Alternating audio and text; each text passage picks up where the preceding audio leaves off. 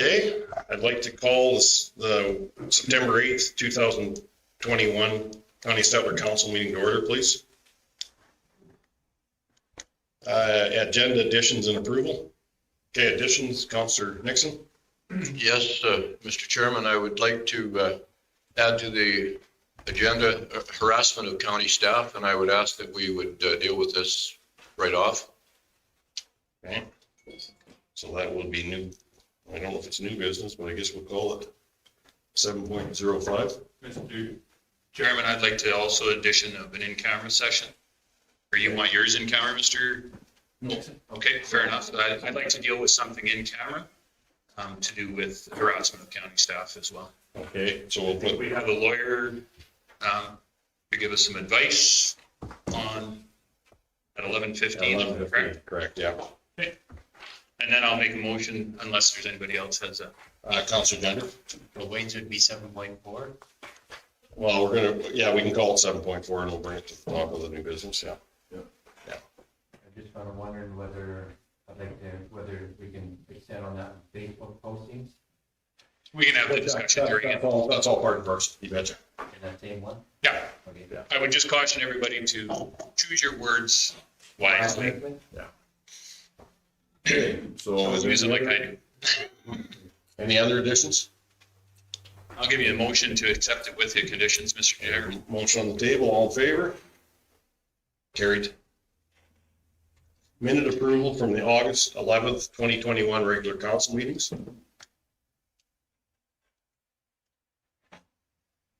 Councillor I'll Stewart, give you the motion to approve the minutes. is there any comments to that? All in favor? Carried. Our public hearings are at 1 p.m. We've got variance powers and slope assessments. And we've got delegations at 2, not the 1 typically. So under new business, 7.4, employee harassment. You want to speak to that, Councilor Nixon, or start it? Yes, certainly.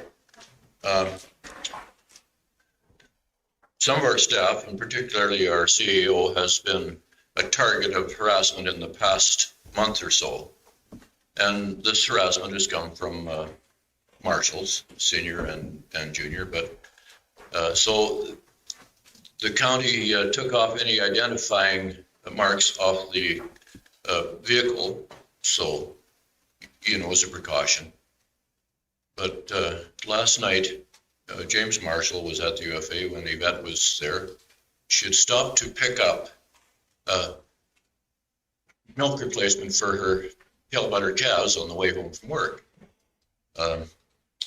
So as she was loading it, James Marshall whipped in behind, took a picture of the license plates in the truck, and has since posted it on Facebook.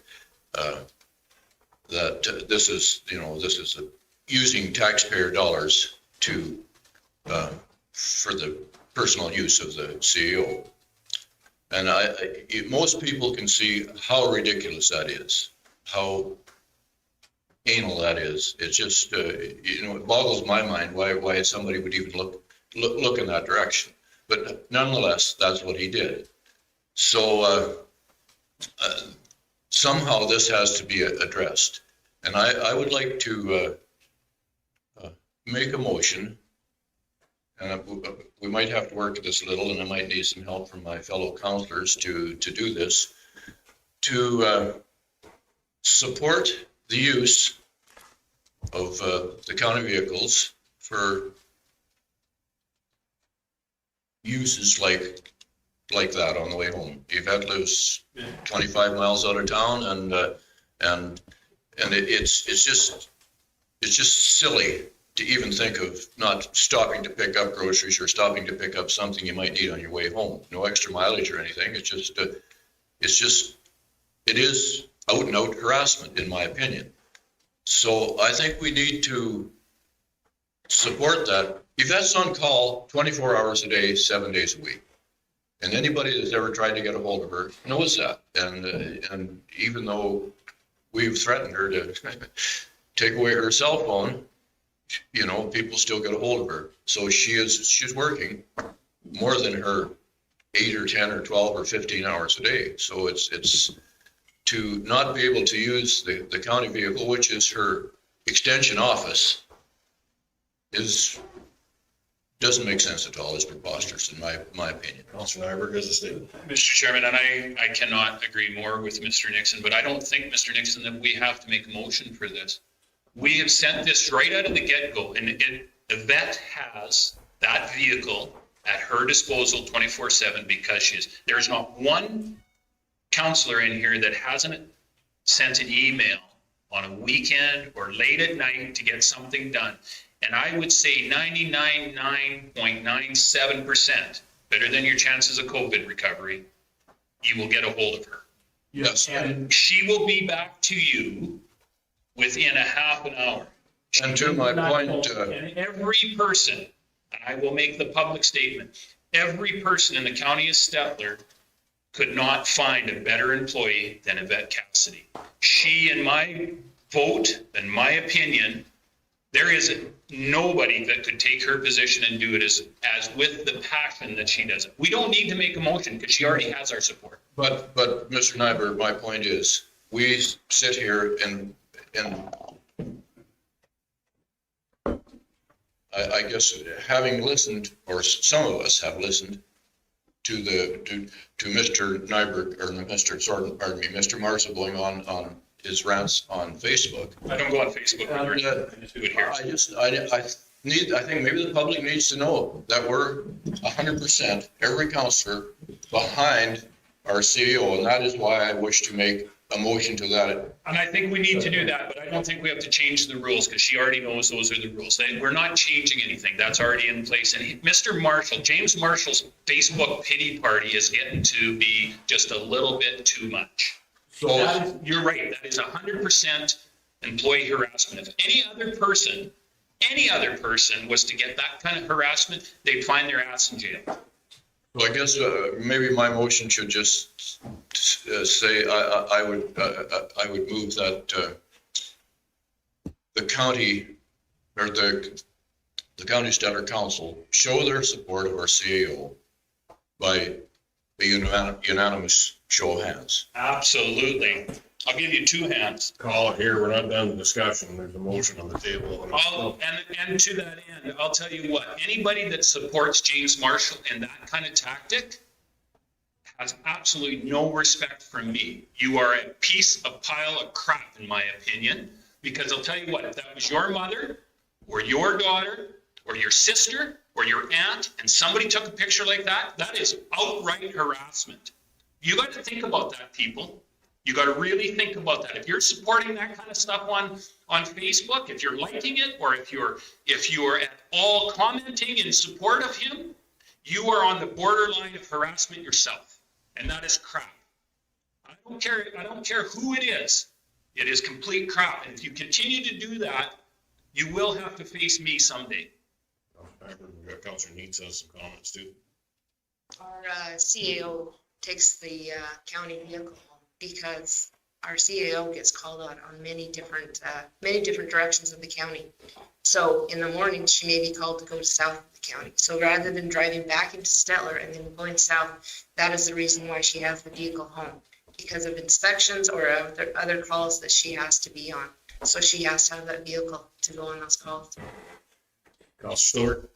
No, I just want to make it clear, she has been completely authorized to use that vehicle as she sees fit. She always has been, and not just Yvette, every CEO that we've had in this county has use of a county vehicle to use, and it wasn't 1 cent more gas to go past the way on the way out of town. So I do agree with my fellow councilors. This is ridiculous to try to point fingers that she's doing something wrong when in fact she is definitely not.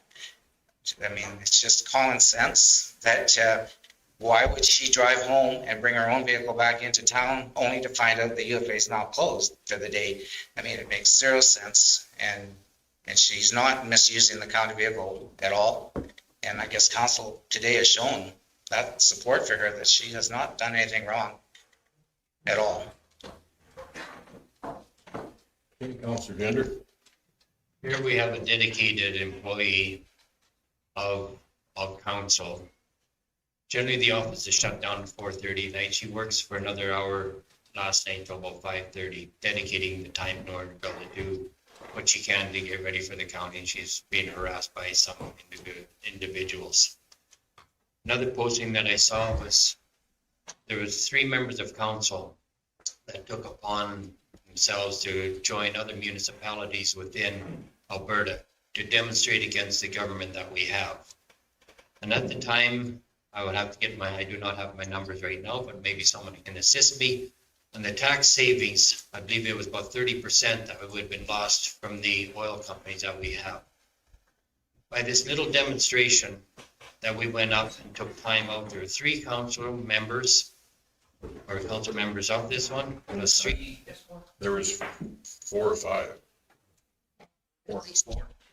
Okay, pardon me. There were 4 council members that were present, along with 3 members of the staff that along with her.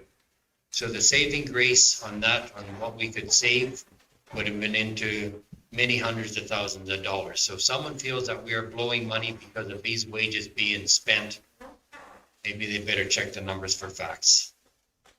Mr. Chairman, just a note too.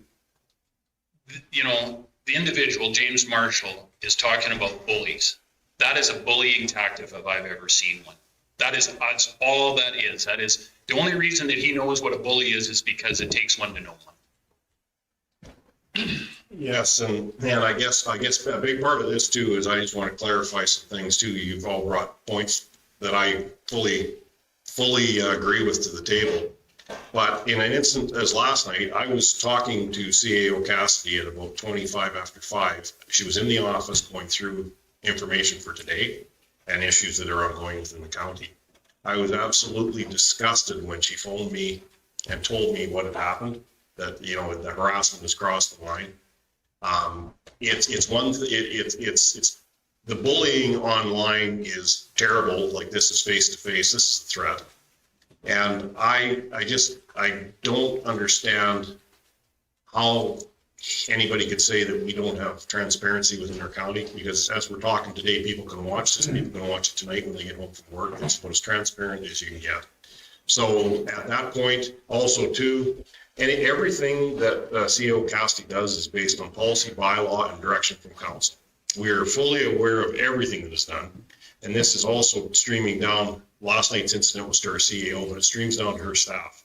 And this is very unfair. We've got young people, old people alike working for us. They don't deserve this. They're people's neighbors. They're out there doing a good job. We've proven it over with our budget cycles. And this is just wrong. It is just wrong. So that's my take. Councilor Grover. Yes, I want to put my 2 bits in. Yeah, I'm not a Facebook person. I don't really, I think you can put half-truths on there and nobody really cares and stuff. I find it a big waste of time. But I would ask, Yvette, how many clear, and another thing is, I'd heard the rumors that, you know, we're this, we're that. How many clear audits? And that's an audit financial statement in the county of Feather. How many we've had clear in the last, how many years? I know the answer, but I want you to tell me. It'd be 13, 14. 13, 14 years. So that even went past the last couple of, like, CEOs and everything. We've had 14 clear audits. That means you're not doing anything out of it. It's done for the last 14 years. So I'd like to just clarify that, you know, everything's running along. And as far as I'm concerned, this council that we got today and some of the ones before have done a pretty good job. And we got good employees. Yvette, right down. They're all good. So whatever. So hopefully we can put this to bed. Mr. Grover, that's 110% correct. And to the fact that we've even had our auditors, a local firm that has on a multiple occasions said the same thing over and over again, how well the county is run and how our books are in order. Kudos, hats off. Good point, Dave. I guess a point on audit too for people to understand, it's just not looking to make sure the columns of numbers add up. It's looking to make sure that goes back to policy, bylaw, and motions. So all of those transactions are followed back through everything that indicates from our council meetings through to our policies, to our bylaws, and to what our CAO does with her staff, it falls under the MGA, but within all the rules that we've had within the county of Statler. So the audit just doesn't mean that you've added a series of 5 numbers up and they balance. It means that they balance to what is laid out in front of from the MGA. So for people that maybe don't understand that is a piece that is you need to know, is this audit is not just numbers. This audit is they audit us to process also. Any other comments? Councillor Nixon? Just a general comment, Mr. Chairman, there's a few people that are throwing their hat into the ring again this year for the county elections. Just to remind them to check out how municipal politics actually works, how the budgeting process works, that the budgets have to be, we have to have a balanced budget, despite what our senior governments might have to do. But like you say, a lot of people don't realize that, all the things that have to be done with the county, and also that when you're approaching, I'm going to say us as council, but all the county, our staff and everything, respect gains respect. Councillor Stolberg? I would just like to wrap it up with one more comment. I mean, the incident that happened last night was just one of many. I think we're not making a big deal over one incident here. This is just one of many. They've been happening quite a long. All these accusations and ignoring stop work orders and policies and rules, like there's just an attacking the county, constantly attacking the county. I think what people don't realize, the county, what is the county?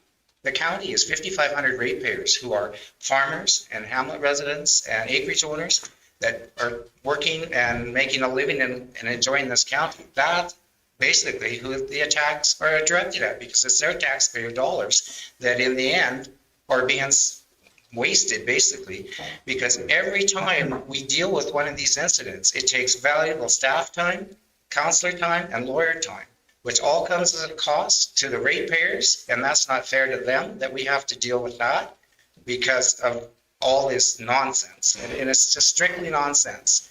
And the thing is, we could be spending this time much more valuable to get things done for the ratepayers. So I'm thinking people might think these attacks are funny or whatever, but they're not, because it is hurting the ratepayers, and it's just not council and staff. It's hurting every ratepayer of this county of Stellar, and that's just not right. When it goes on and on and on, all this time that's lost is ridiculous, and it's got to stop, basically. Well said, Mr. Stewart. Well said. Councillor Gender?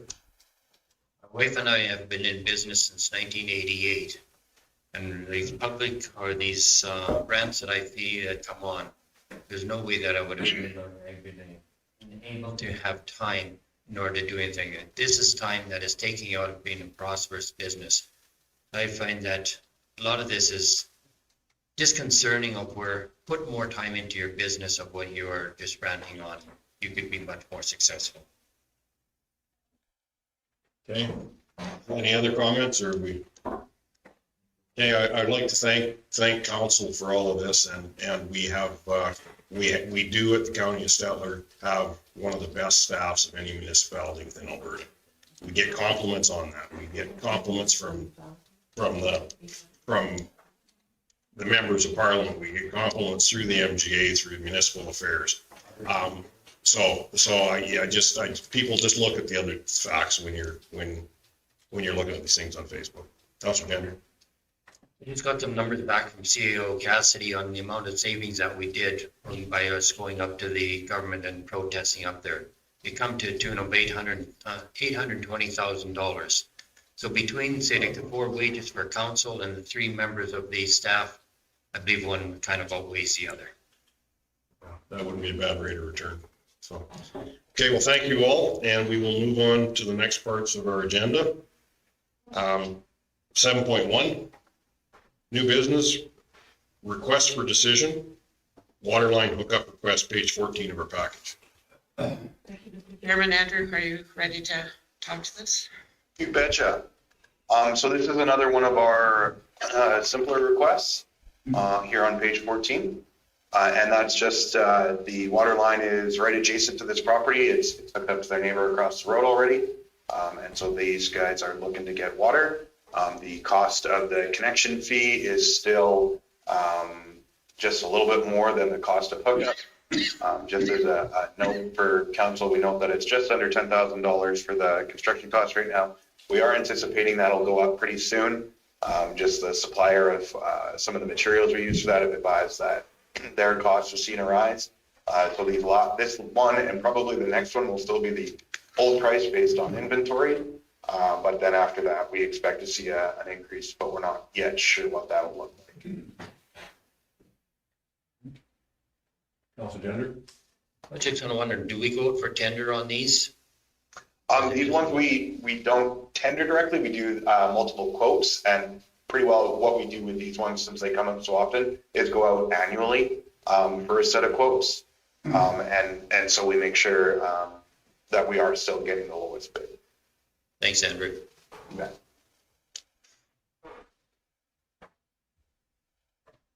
Councilor Gender?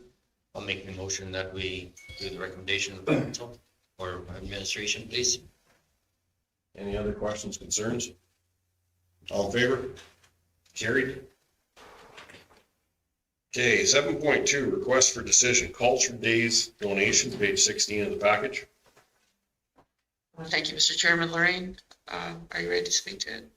Yes, good morning, everybody. Thank you. Alberta Culture Days is happening during the month of September. The Stettler Culture Days group, of which I'm a member, is requesting some funds to assist with the cost for putting on the events. We've received $3,500 this year, so we are our host site, and we decided to highlight the Estonian heritage this year. So we've got arts, artifacts, all kinds of things at the Stettler Museum. We're also looking at other events, historical bullswalk, old-time horse finding and thrashing demo at Jim Long's this weekend, a fall fair and market, amongst many other events. We're also got the restaurants on board with a cultural food tour throughout the month. So if you order one of the food dishes, you can enter into a draw for $100 of Heart of Alberta dollars. So the options for consideration is to support the Stettler Culture Days committee requests for $500 to assist with the cost, or decline sponsorship for the Stettler Culture Days event. Councilor Grover? I'm going to make a motion to go with option one. Over.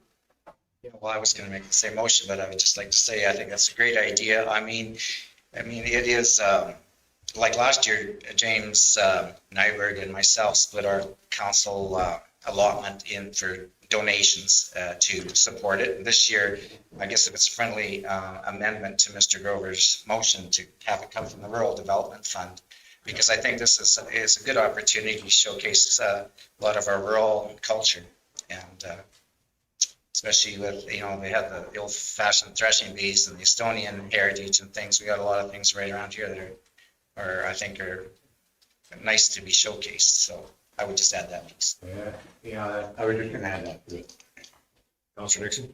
That would be my wish as well, Mr. Chairman. Just going to speak a little bit to some of the displays at the museum.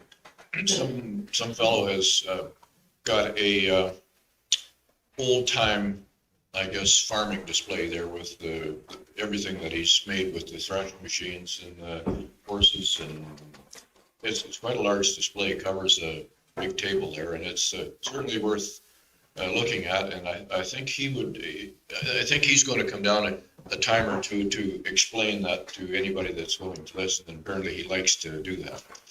And also the Estonian heritage is probably part of what the museum is going to present. So I think it's a very good idea.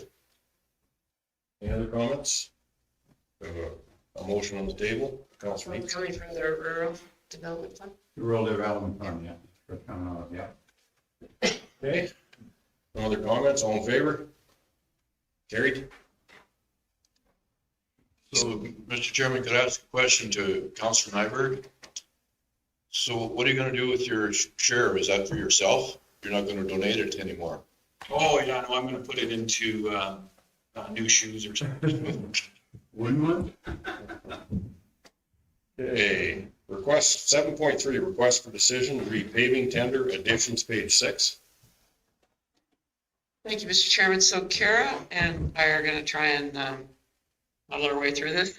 And Kara will probably do a much better job than me. Thanks, Kara. Maybe unmute her. Your lips are moving, Kara, but we can't hear you. Nothing yet. Mute.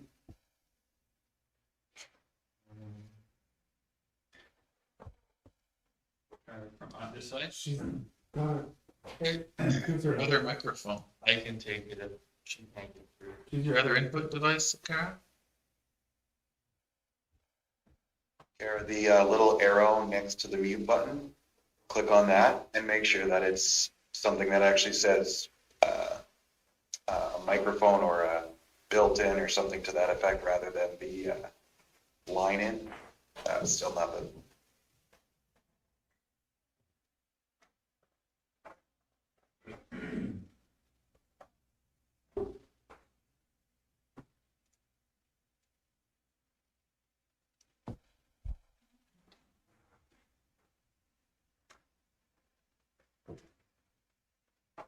Technology, gotta love it. Yeah, get your phone into your Wonder own. if that one works. Anything now? Oh, there you go. I didn't actually answer, go through all of that, but Clinton was gonna present this one. There we go. Well, we had a tender opening yesterday. We had 4 tenders. And Larman Construction come in at $125,525. This was for paving at Roshan Sands Heights, Botha, and Gadsby. The next bid was Central City, TJ Paving was $128,925, so $1,000 difference between those two. And then Border Paving was $156,947.50. And Central City was $297,343.50. Looking at the request proposals, this project is supposed to be wrapped up by October 15th, so. Well, if I can elaborate a little bit, so the paving in Botha and the paving in Gadsby will be covered under the grants that we've had to, that we piggybacked as we took Gadsby and Botha in as a hamlet. And also the grant that the provincial government gives us to bring them in. I can't remember the name of it right now. So what that has done has freed up some money in the budget under hamlet paving. And we thought that maybe one of the considerations that you might look at using that money for was to finish paving the pathways at Roshan Sands Heights. Safety is an issue along Bayview Street. We've heard that from the residents for some time. We would then finish paving in the old Buffalo View Estates. We have a little bit left in phase 1. We would then bring it through right to phase 2, which would go right up to the entrance of the old Paradise Shores site. And then we would also pave along Bayview Street up to Chokecherry Lane. This would give the residents an opportunity to get completely off of Bayview Street when they walk. And of course, we have a problem letting them walk along the lake because it keeps breaking away. And they'd be able to use strollers and ride their bikes, skateboards, and I think it would just be a great fit. We are committed to safety.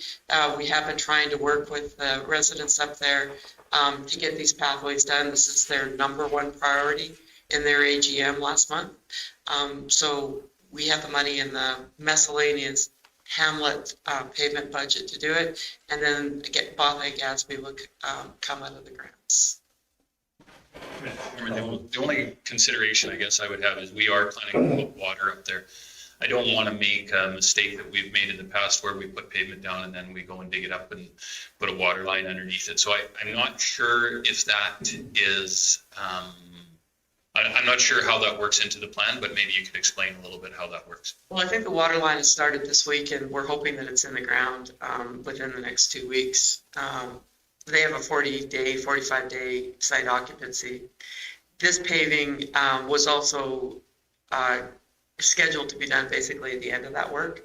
And they're coming down the middle of the roads. We may have some, and I don't want them to cover up the manholes because I know what a nightmare that can be to try and find them. But they would probably repave the boreholes if I've got that right.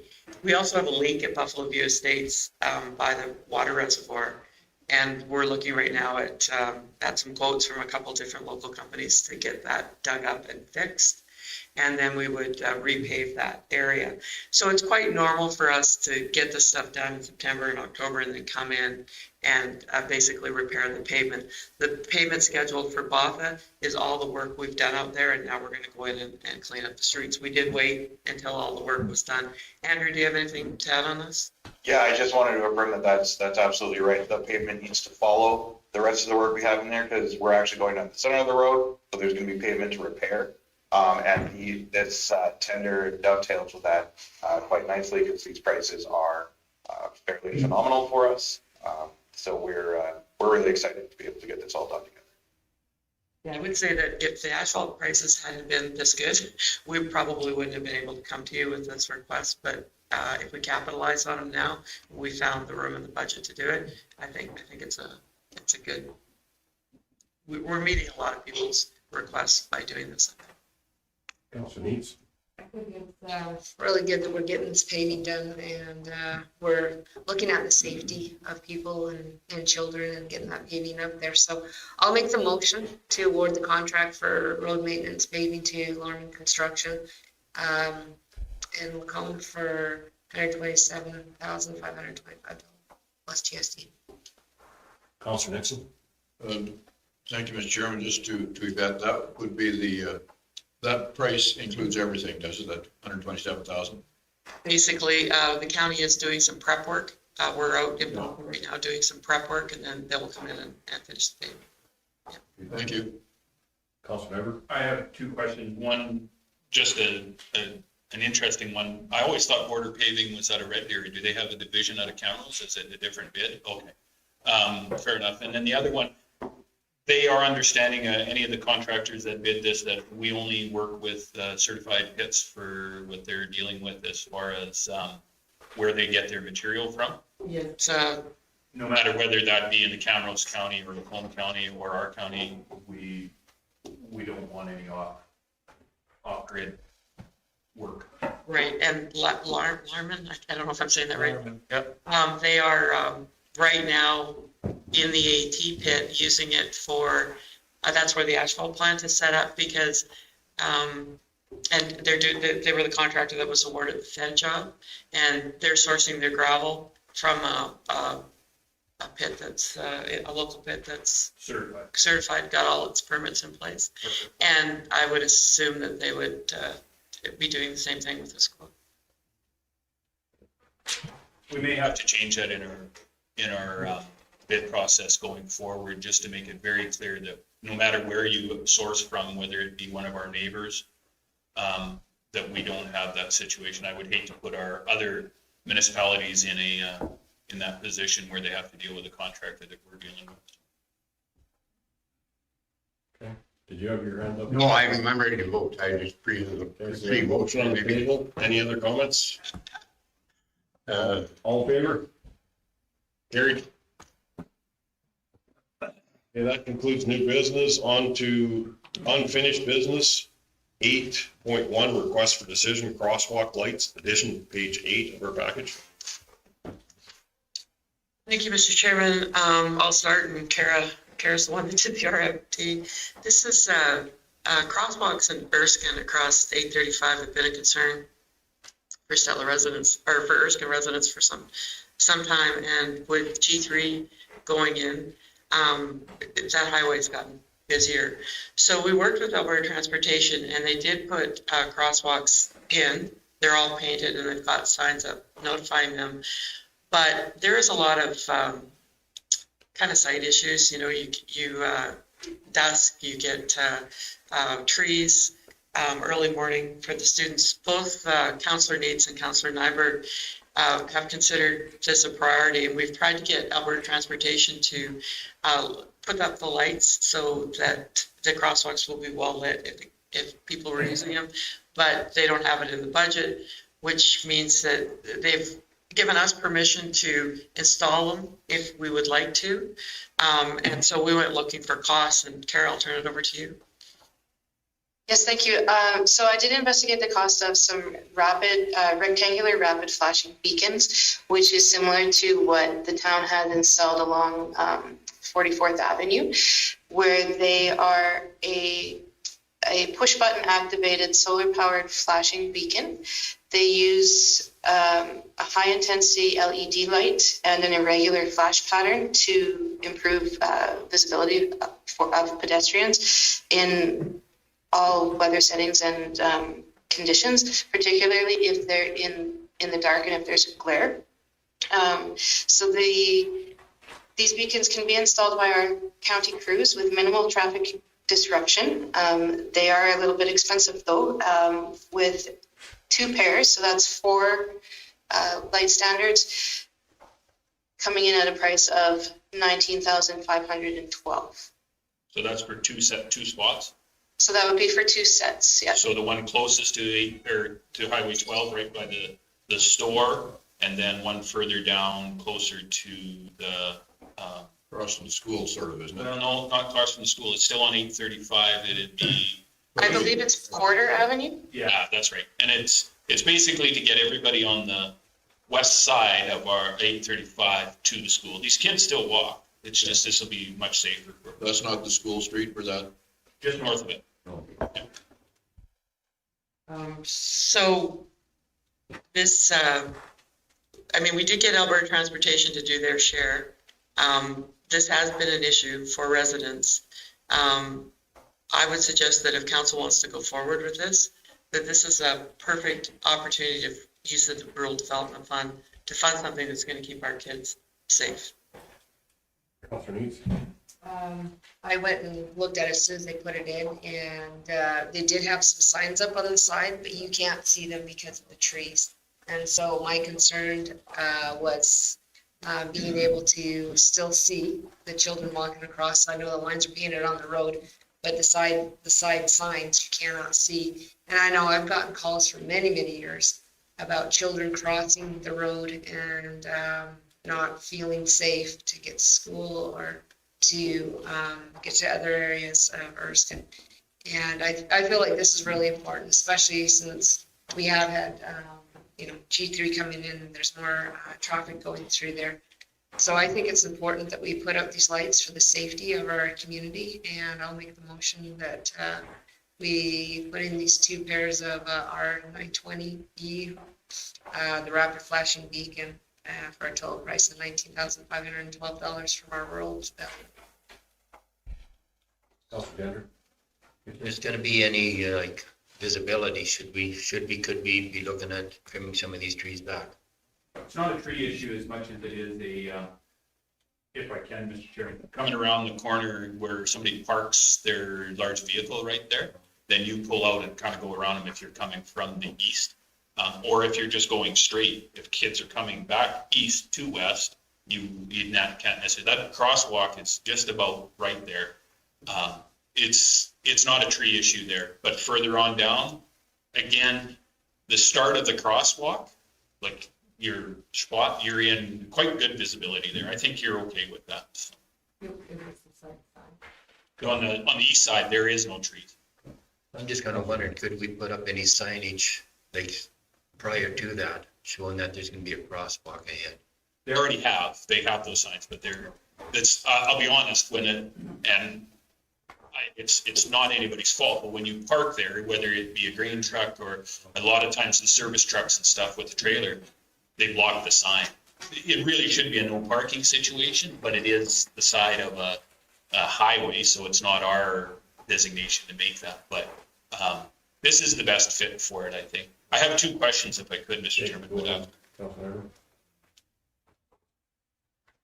Go ahead. Yeah, so, the only two questions I have, Kara, is, number one, have you heard any serviceability issue with this particular one? Have we got, like, what's the serviceability of these things? And also, what is warranty? And I mean, 19,000 sounds like a lot of money, yes, but I think it's well worth it if we, protect our kids for sure. I'm sorry, I don't have a question or an answer for the warranty, but I can certainly find that out. I did talk with a representative from Three Hills who have, and they've installed 2 sets along the highway there. They installed them in 2017 and they have had no maintenance at all since that point. So they've been very happy with them. But I'm sorry, I don't have an answer about the warranty. Fair enough, that answers my question. That's good. Any other questions? Councilor Robert? 40,000 saves one kid's life, pretty cheap, isn't it? Pretty cheap, yeah. You bet. Yeah. Any other questions? Oh, a motion on the table, all in favor? Carried. If I could, I think we should at least acknowledge all the work that the former councillor Joe Gender put into this particular project, because he was advocating for this for years. Just to comment, thanks. Okay, 8.2 memo, update on enforcement legal costs, page 19 of the package.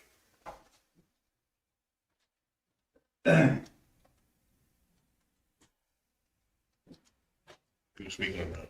Yes, thank you, Mr. Chairman. Andrew, are you available to speak on this? You bet. Sorry, I'm just flipping pages here, getting back to the right agenda. So last month, council had made a request for some information on the costs of enforcement, specifically the legal fees. I believe it came up as well when we were reviewing the year-to-date financials. So about a week after our last meeting, we received a endorsement of a decision by Justice Nixon providing for costs of a particularly lengthy enforcement issue we've been working on.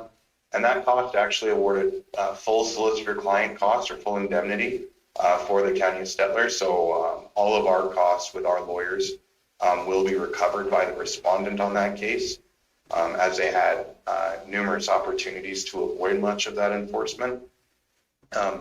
So the full text of that is attached. It's basically 2 pages of bulk, and it's a fairly good read. Additionally, I did want to comment a little bit, if council would permit. There's a lot of questions that come up as to why we use lawyers or when we engage lawyers for things, and maybe some suggestion that we do so too often. So there's a few reasons we do it. Firstly, enforcement requires the courts. If we need access to the courts for any reason, as a corporate body, we need to be represented by a lawyer. We can't represent ourselves. So any access to the courts requires a lawyer. As a result, those actions like this one that we're discussing today have the opportunity for extraneous costs to be recovered. When it's an enforcement action or an action that we shouldn't have had to access the courts for, and it's just enforcing our statutory rights, our statutory duties, the courts are now well affirming that that's an appropriate use of legal and will reimburse us for the costs as a result. Secondly, we seek their advice for liability protection. So when we are, for example, under contracts, we're terminating a contract or cause. If we do so improperly, or even it's just alleged we do so improperly, our insurance will cover us only if we're acting on the advice of a lawyer. If they think there's other administrative errors and omissions, which typically contract law falls into that, the insurance is going to do anything they can not to pay our legal bills. So, can you say that again, Andrew, please? Could you just repeat that? I just want to. You bet. So if we're sued for something we did, our insurance will look for any opportunity not to cover us, and that opportunity is removed from the insurance if we're acting on the advice of a lawyer. So that's really key as to why we'll seek, even if we're in anticipating that something doesn't go to litigation, why we'll seek legal action or legal assistance in ensuring that that happens, so that we're covered should there be any allegations of wrongdoing in the past and we do find ourselves in the litigation proceedings. Then the insurance that we pay for and that all municipalities pay through RMA will cover our legal bills, and in fact will cover any damages that might have occurred or any settlement. Andrew, I've got a question for you too. You bet. Just with the lawyers that are used also too, they're lawyers that are typically specialists in municipal law. Yeah, so not just the firm itself, but we typically use Brownlee, Reynolds, Merck, Janus Agrios. There's a few different firms we use. So each one has some of the pros and cons, and each one has subject matter experts. For example, within Brownlee, there's a host of different lawyers within municipal law that specialize in certain forms. We've got, for example, Janine, who is an expert on planning and development, whereas we've got Lorne, who is an expert on freedom of information. Michael Sullivan is an expert on bylaw drafting, and Derek is our expert on enforcement and litigation. So there's certainly, that's the advantage of going with a bigger firm, is that we can always get the best expertise. And then lastly, we learn from that expertise. For example, Lauren with FOIP, we used him early on in our FOIP, and as FOIP was starting to be used, and as we went, we learned. We've got some great information, great propensity to be able to understand case law ourselves and make those interpretations and further reduce our legal bills moving forward. So those are sort of the main reasons we'll hit on there as well. If we're dealing with somebody who's potentially vexatious or just litigious, we know that it's likely not going to be able to be taken at face value in those cases, and we'll make sure that we're protecting the ratepayers of the county by engaging experts. Councilor Nyberg has a comment or question for you. Andrew, could you just maybe read 6 and 7 for me and kind of comment on what 6 and 7 were? I find them most interesting because it basically, the way I read this, that we were correct in the action that we took. It was found by a third party to be correct, and to the fact that we were vindicated in this, correct? That's right. So paragraph 6 in the response discussed that the respondent had made some allegations which were ultimately unsubstantiated, that we were acting to enforce for improper purposes, and also tried to advance the argument that the breaches that we were enforcing on were just technicalities. The court rejected both of those arguments. And they dealt with AEP on that too as well. So it wasn't just us. That's correct. And I think there was a question at the last Municipal Planning Commission about the overlapping approvals and what I referred to as provincial paramountcy with provincial approvals. And this case demonstrated well that because the respondent tried to allege that reclamation was fully within the responsibility of Alberta Environment, that we had no jurisdiction to set conditions requiring reclamation or anything to that regard. And the courts, again, rejected that argument and supported that the municipality and the province have overlapping approval authorities there. And just on number 7. So number 7, yes, the respondent had, through their counsel, responded that they had purged their breach of the stop order, so had come into compliance with what we requested. However, the county did demonstrate through their application that was not necessarily wholly accurate, and that a number of activities were still taking place, and that did continue to after that application as well. And so the court agreed with the county that the assurance of the respondent that they would start following the rules now was not sufficient, and that the court was concluded that an injunction and relief from the court was required. And we tried hard to bring this individual into compliance, and repeatedly, time and time again, they basically would not listen to anything that we were trying to explain to them that they needed to do. That's right. This enforcement action actually started in June of 2020. June of And 2020. 2020, yeah. So where are we now? What's that, 15 months? Yeah, or Getting on to 15 months dealing with this. we So were, it was a knee-jerk reaction, wasn't it?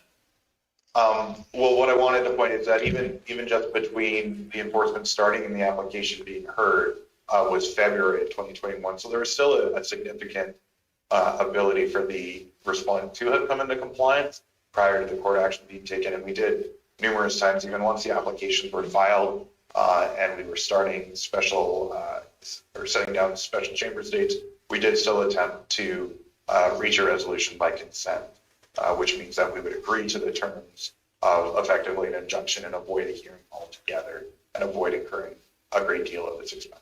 So, Mr. Chairman, essentially, our costs are covered to the sense that our legal costs, but the copious amounts of staff time that was put into this, we still are not being covered for. So this individual cost the county of Stettler by non-compliance, would we say tens of thousands of dollars in staff time?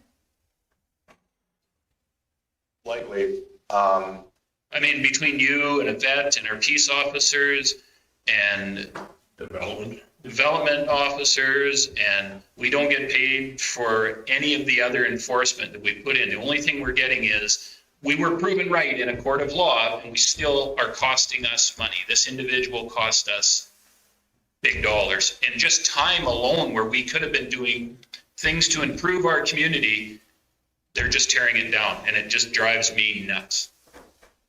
Sorry. And are you at liberty to talk costs, Andrew? we've submitted what was considered a statement of claim to the respondent's legal counsel.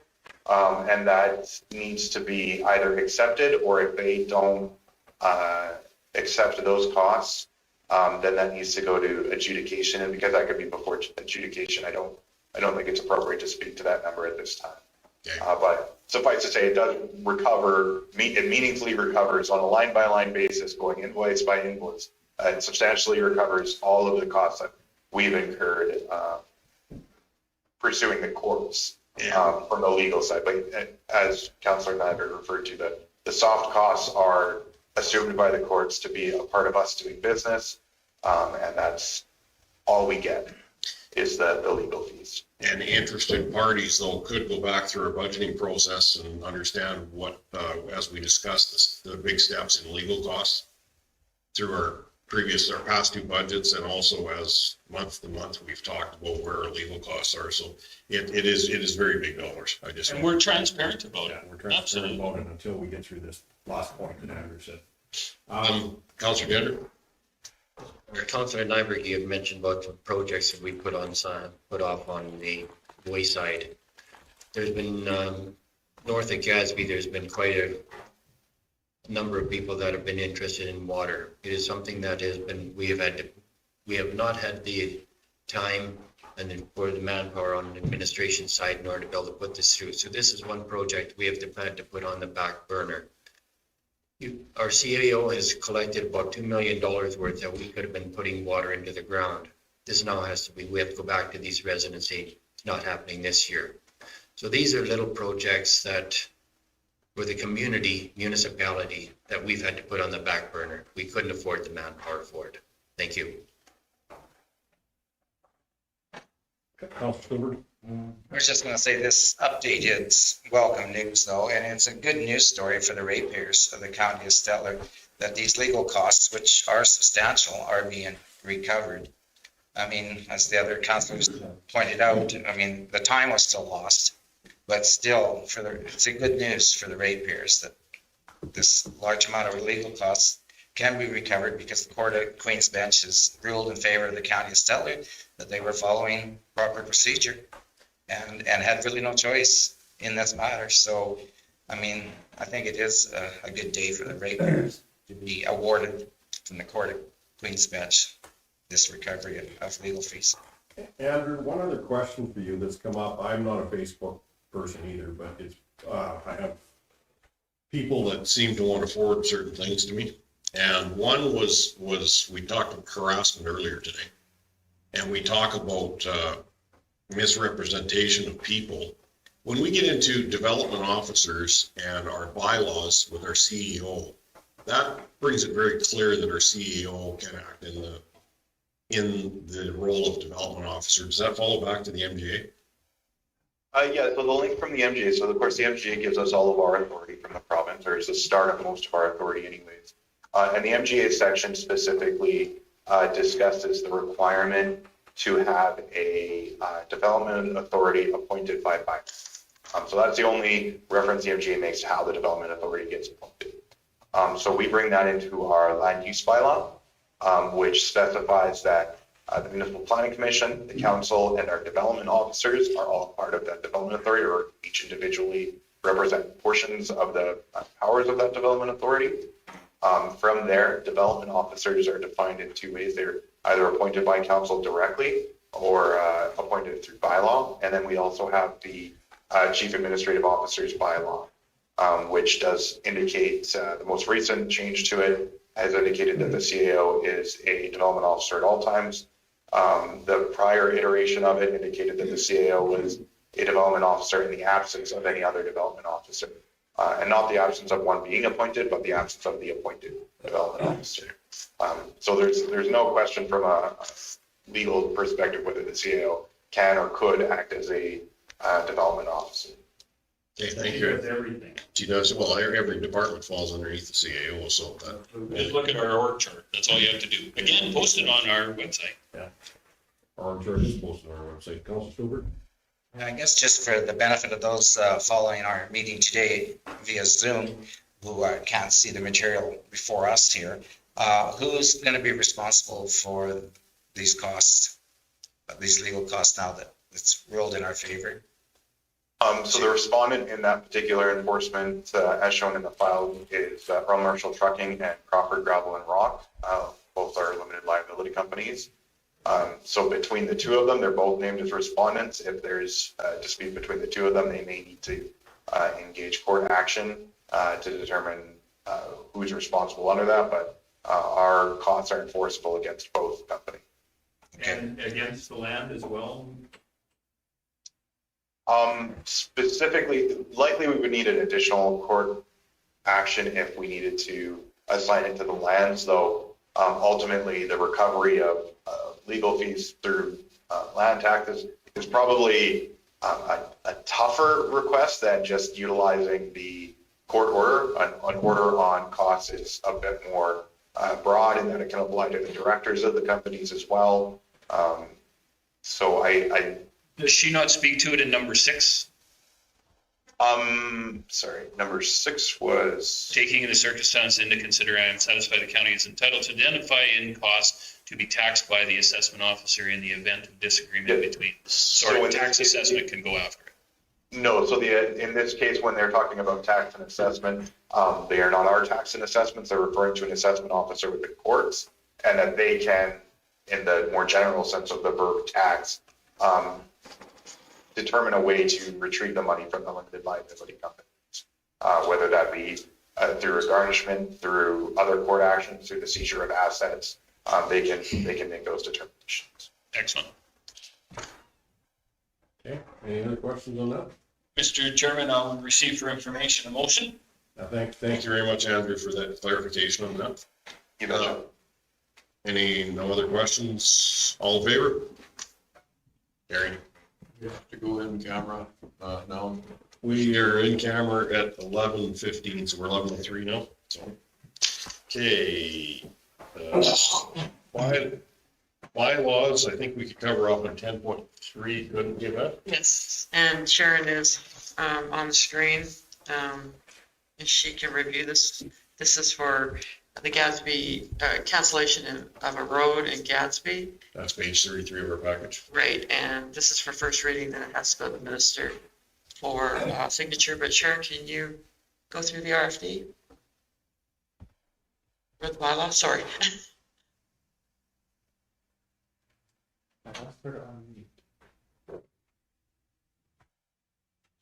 Sharon? I guess to let everybody know, we've taken steps again with the increase of COVID, so we're limiting the amount of people in our council chambers. And staff is working diligently to work from desks, to work from other offices, so that we can still conduct our business as we need to, and still keep the proper spacing we need in these council chambers. So if there's a few breaks in here, it's just the community, technical issues, and just bear with us, please.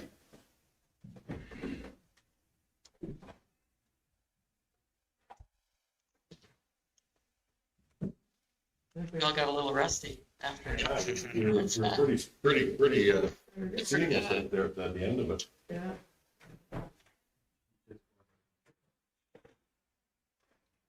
There you go. I guess one of our difficulties is when people are out of their office, it makes it difficult for them to respond. Hi, Sharon. Can you go over bylaws 166721 with council? Not hearing you.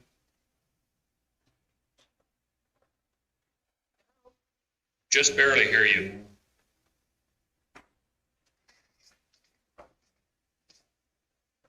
think you're there, Sharon, are you there?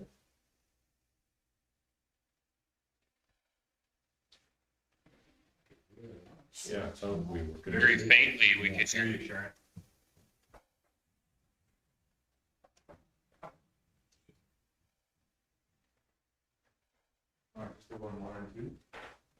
There, okay. She moved.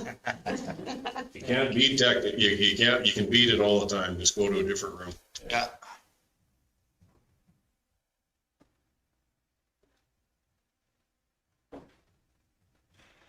Can you try us now, Sharon? We can hear you now. You can hear me? Yeah. Okay. Hello, everyone. I have a bylaw. It's for a partial road closure of Plan 153Z along Prairie Avenue within the hamlet of Gatsby. I'd like to recommend that the county give first reading to the bylaw 166721 to close the public travel and canceling a portion of a public highway and set a public hearing at 1 p.m. on October 13th, 2021 council meeting. A little background in regards to the portion of road that we're looking at trying to cancel. It's an undeveloped road allowance within the hamlet of Gatsby. The purpose of the partial road closure is to incorporate any existing encroachments that are there. The portion of the road will be titled to the county of Stettler and then consolidated with the adjacent landowners. There will be 4 sites of 16 feet wide by 115 long created. The remaining road allowance south of these parcels will be 50 feet in distance.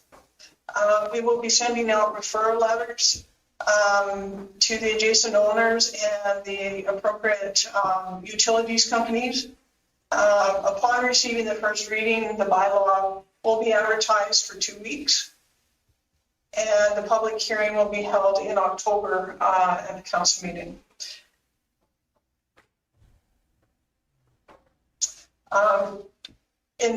While it's open, we'll collect the referral responses to be attached to the bylaw, and eventually it will be sent to Alberta Transportation for approval by the minister. And attached, Jared, there should be a plan there that shows on the bylaw of where everything is. It'll be right at the bottom, I would imagine. It's Schedule A.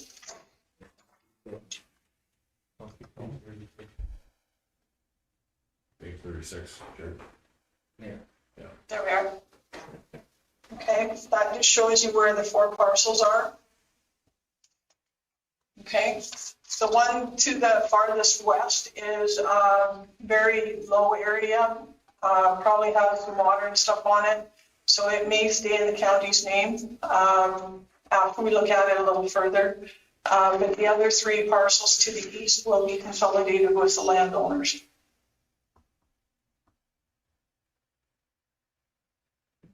Okay, Sharon, is that Scott? I believe so, yes. Okay. Yeah, just to add some clarity, that, like when you read highways and things such as that nature, this is just a grass trail that does end up in a very sloughy area. And the individuals that built that, you know, I guess are on the roadway right away had members of the village council at that time stake out with them where these building boundaries would be. So there's a bit of confusion, I think, on the staking. Councilor Schubert? Yeah, I'd like to move first reading to this bylaw. Any other questions or comments? Councilor Bender? There's no costs that are associated to the landowners, or this is just me a transaction and moved over? We'd have to get it legally surveyed, or have we done that already? And then we just attach it to their titles. It just cleans it up, and it gives, you know, as you'll see, the encroachments, which are pretty permanent buildings. You just give them title. Of course, if they go to sell their property right now, it'd be really difficult for them, but in the future, this should clean up any issues that they have. Councilor Member? So I understand where we're at. This was an encroachment or something that we were handed by another municipality, unfortunately, and this is the deficit of what happens when you take over these smaller places. I'm hesitant in these situations because we've rewarded somebody for breaking the rules in this case, right? I mean, if I built my building on the county's right of way in front of my place, I'm sure you wouldn't, you would make me move it. But in this particular case, this is a one-off, and it's definitely something that is something that was handed to us previous. It wasn't like they built during the county's reign, as it were, over that. So. So do we take it out of the funding that was allotted to us? The transition grant, if I remember the name, the transition grant is where the funding would come. This situation was causing the village of Gadsby lots of grief, and I'm not sure that the owners look at this as some of the other owners. I know when we've talked to them, Sharon, I don't want any more land. But just to straighten this out and make it work for everyone, it's the cleanest way to do it. Okay, any other comments? We have a motion to go to first reading on the table. All in favor? Carried.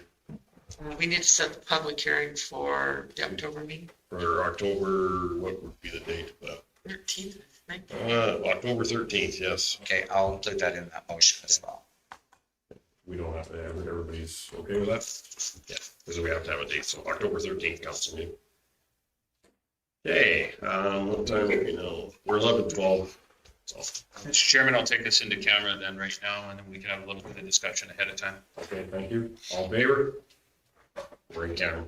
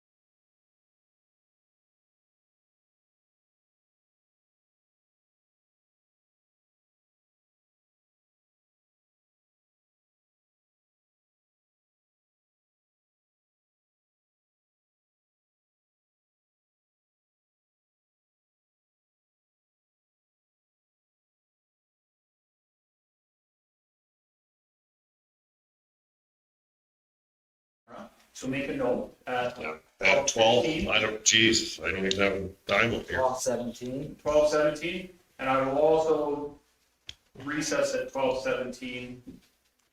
And we have, All in favor? yes, but we have hearings at 1 o'clock, so. Yeah, so we'll have Early that. lunch, yeah.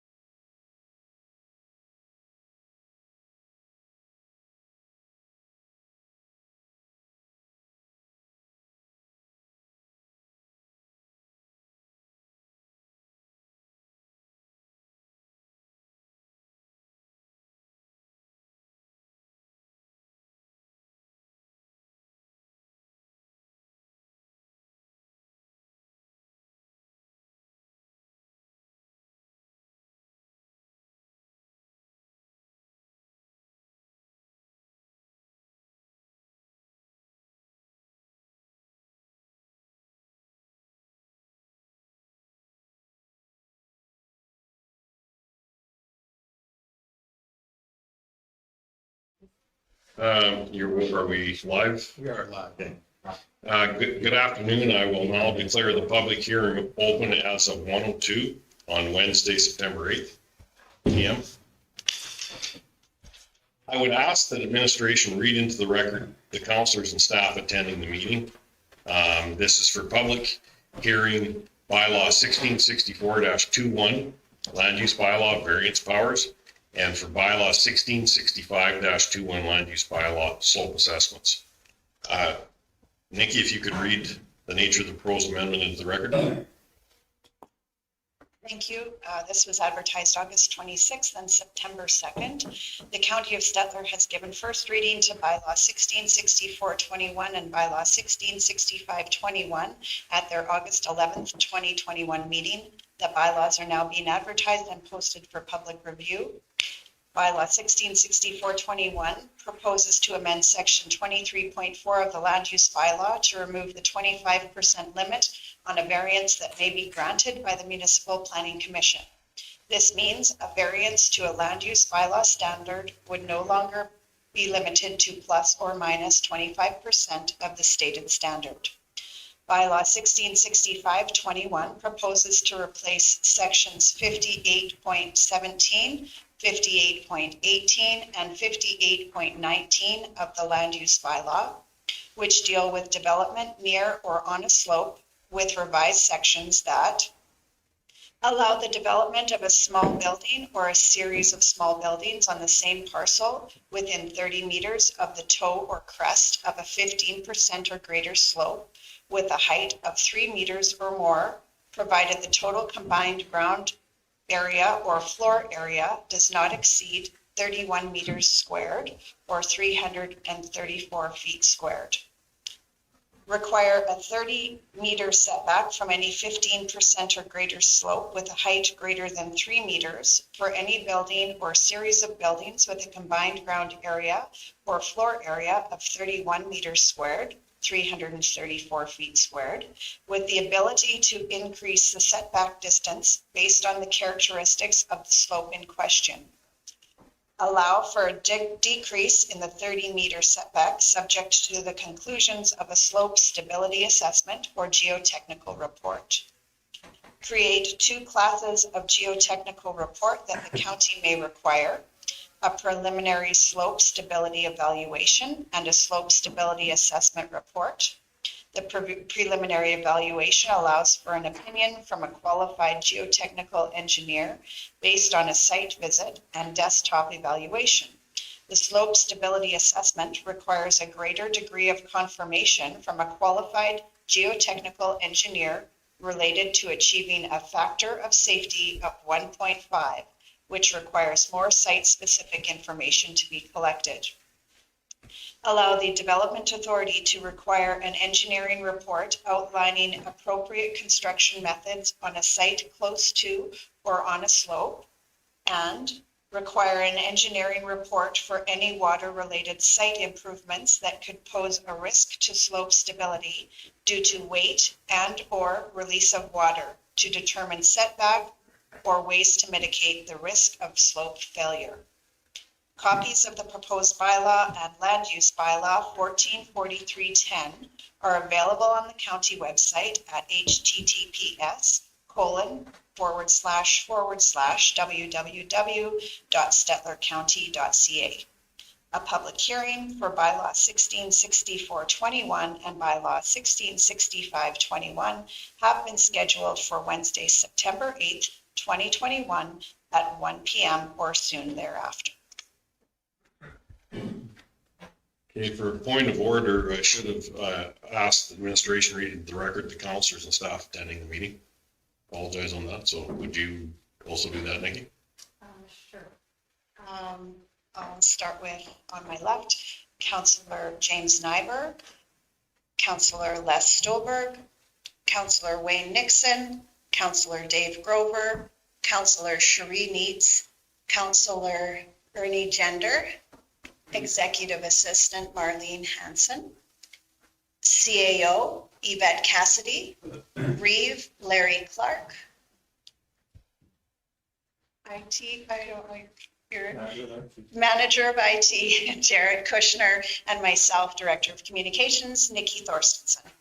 Thank you, Nikki. That's I'm gonna put you on the spot, but that's one step that I'd missed, so. The rules of conduct for this public hearing shall be as follows. Written submissions, I guess we missed who was online though too, Nikki. Pardon me. Oh, I'm sorry. Yeah. Online, we have Andrew Breshik, Director of Municipal Services, Sharon Larson, Tax and Assessment, Craig Teal from PCPS, and Jacinta Donovan, Planning and Development, Director of Planning and Development for the county. Thank you. The rules of conduct for this public meeting shall be as follows. Written submissions shall be tabled first and read into the record. Verbal submissions shall be considered second. To present verbally, please call into the meeting. The instructions for doing so can be found on the cover page of the agenda package and on screen now on your YouTube broadcast. Verbal submissions shall be limited to 5 minutes each. Councillors may ask questions of the speaker after each presentation for clarification purposes. There shall be no debate between participants through the public hearing, and any questions from the floor shall be addressed through the chair. I will now call for any written submissions in support of the proposed bylaw. Is that to Jacinda? Go ahead, please, Jacinda, as soon as you're unmuted. Thank you, Mr. Chairman. We did not receive any letters in support of the proposed bylaw amendment. Okay, I now will call for any written submissions in opposition to the proposed bylaw. We did not receive any written submissions in opposition to the bylaw. Okay. As far as verbal submissions in support or in opposition, we see no one else on the meeting actually. So our steps on that would be, how long do we need to wait? Give it a minute or two, or? Oh, he's muted. I would just wait a minute. There's nobody online, Yes. so let's just give it 1 minute. We'll just give it a minute if somebody wants to try and phone in.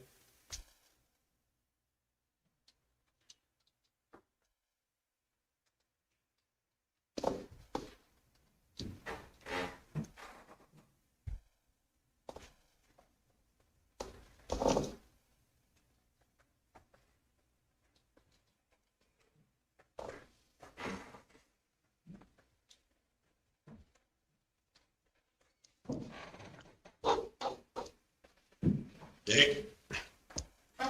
So we have no verbal submissions in either support or opposition, as we've had no one call in. I would ask if our development officer has any presentation to give clarification to the public hearing. Jacinda?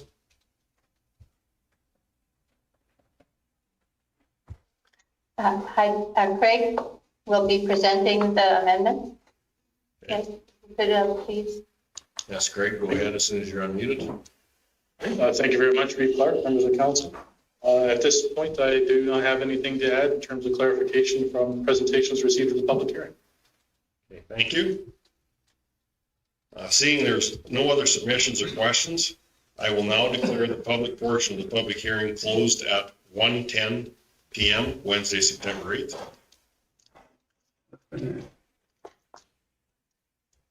Okay. We will go now to our bylaws, which are under point 10, excuse me. So 10.1 bylaw 1664-21 land use bylaw variance and powers for second and third reading. Page, Mr. Chairman, 23? Yes, page 23. Councilor Stillberg? I will move second reading. Any questions, concerns? All in favor? Carried. I'll give you third reading, Mr. Third Chairman. reading, Councilor Nixon. Any questions or concerns? All in favor? Okay, 10, that's passed then. 10.2 bylaw 1665-21 land use bylaw slope assessments for second and third reading, page 27 of the package. Councilor Nyberg? Questions, concerns? All in favor? Carried? Did you? Well, you got your hands hand up. Yeah, oh, Before yeah. you- before you call. Just concerned that like, if you have a lot that's exceeds say 15%, you then have to have a geotechnical engineer assess the whole part then, or just where the building's going to be. That'll be back to Craig. Thank you, Reeve Clark. I think I heard the question correctly, that if you have a lot that's over 15% slope, the question is, do you have to assess the entire parcel or your proposed location for the building? Yes. In answer to that, assuming the slope is greater, or the height of the slope we're talking about is greater than 10 feet, you typically would do the assessment on the immediate surrounds of the proposed building location. So not necessarily the entire quarter section if you know that you're going to be putting your house over one specific.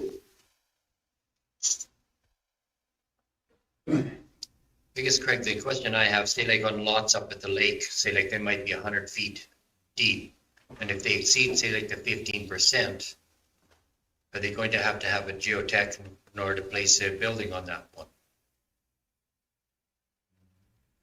Again, Reeve Clark, if that's over 10-foot height and slope, and when you get to that small lot, then effectively you most likely are doing the assessment for the entire parcel. It could affect where they're going to put the building, which is our ultimate goal, is to keep it away from that 15% slope if it's going to be a problem. So at that point, the person would have the opportunity to say, I'm going to put it at the other end. You know, the lot goes level for, 70 feet, and then it just drops off at that end. If it's only 8 feet drop off, well, then it's a non-issue. But if it becomes a 10-foot, well, then you might have to do that if you're going to put it. So is that a 10-foot over the entire lot? 10 feet from where it's at. If it's over 10 feet? High. Okay.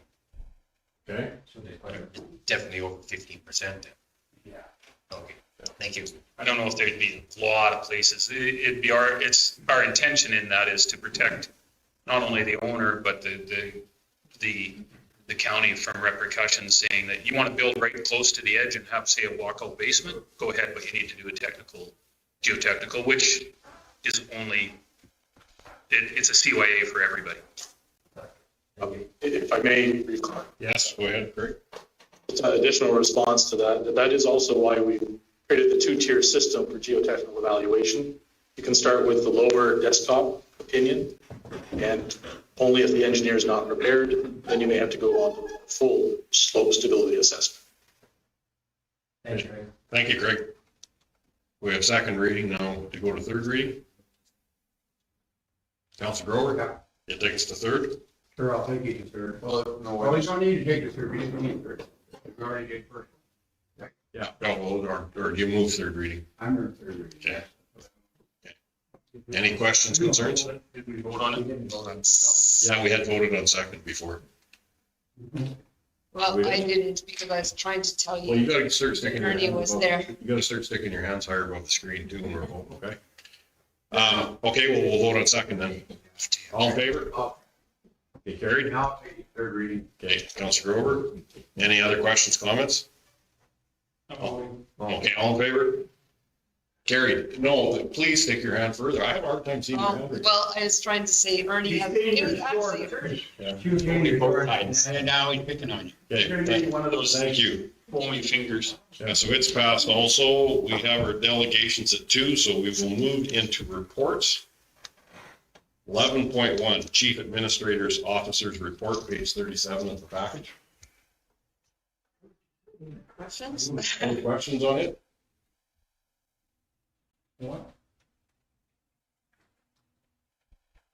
So this involves Rick's pictures of 1,000 words too? Yeah. On page 66, there's one bridge there, it's a concrete bridge.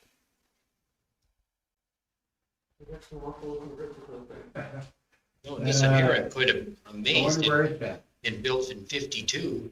Is that the one at Big Island? It's 41.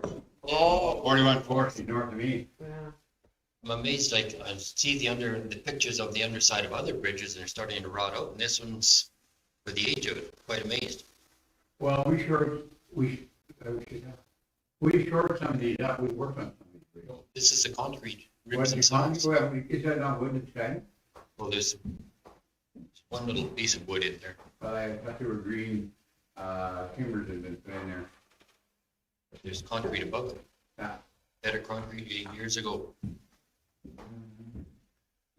Well, maybe there is some green ones. Oh, that's in the Gatsby area, yeah. No, it's more. 41 foot, a lot more than that. My area. That's up your area? Yeah. Definitely. Well, I got two I traded you, Wayne. Oh, that makes sense that there's water up there. Yeah. Yeah, Because there's no water in Gatsby. it sure would be in my area. It's gonna- This year. Any other questions? Another comment, just like when we come in and looked at the grader mower there, Rick did an excellent report on that one there. Which page are you talking about? We are talking about on 86. 85, it starts on 85.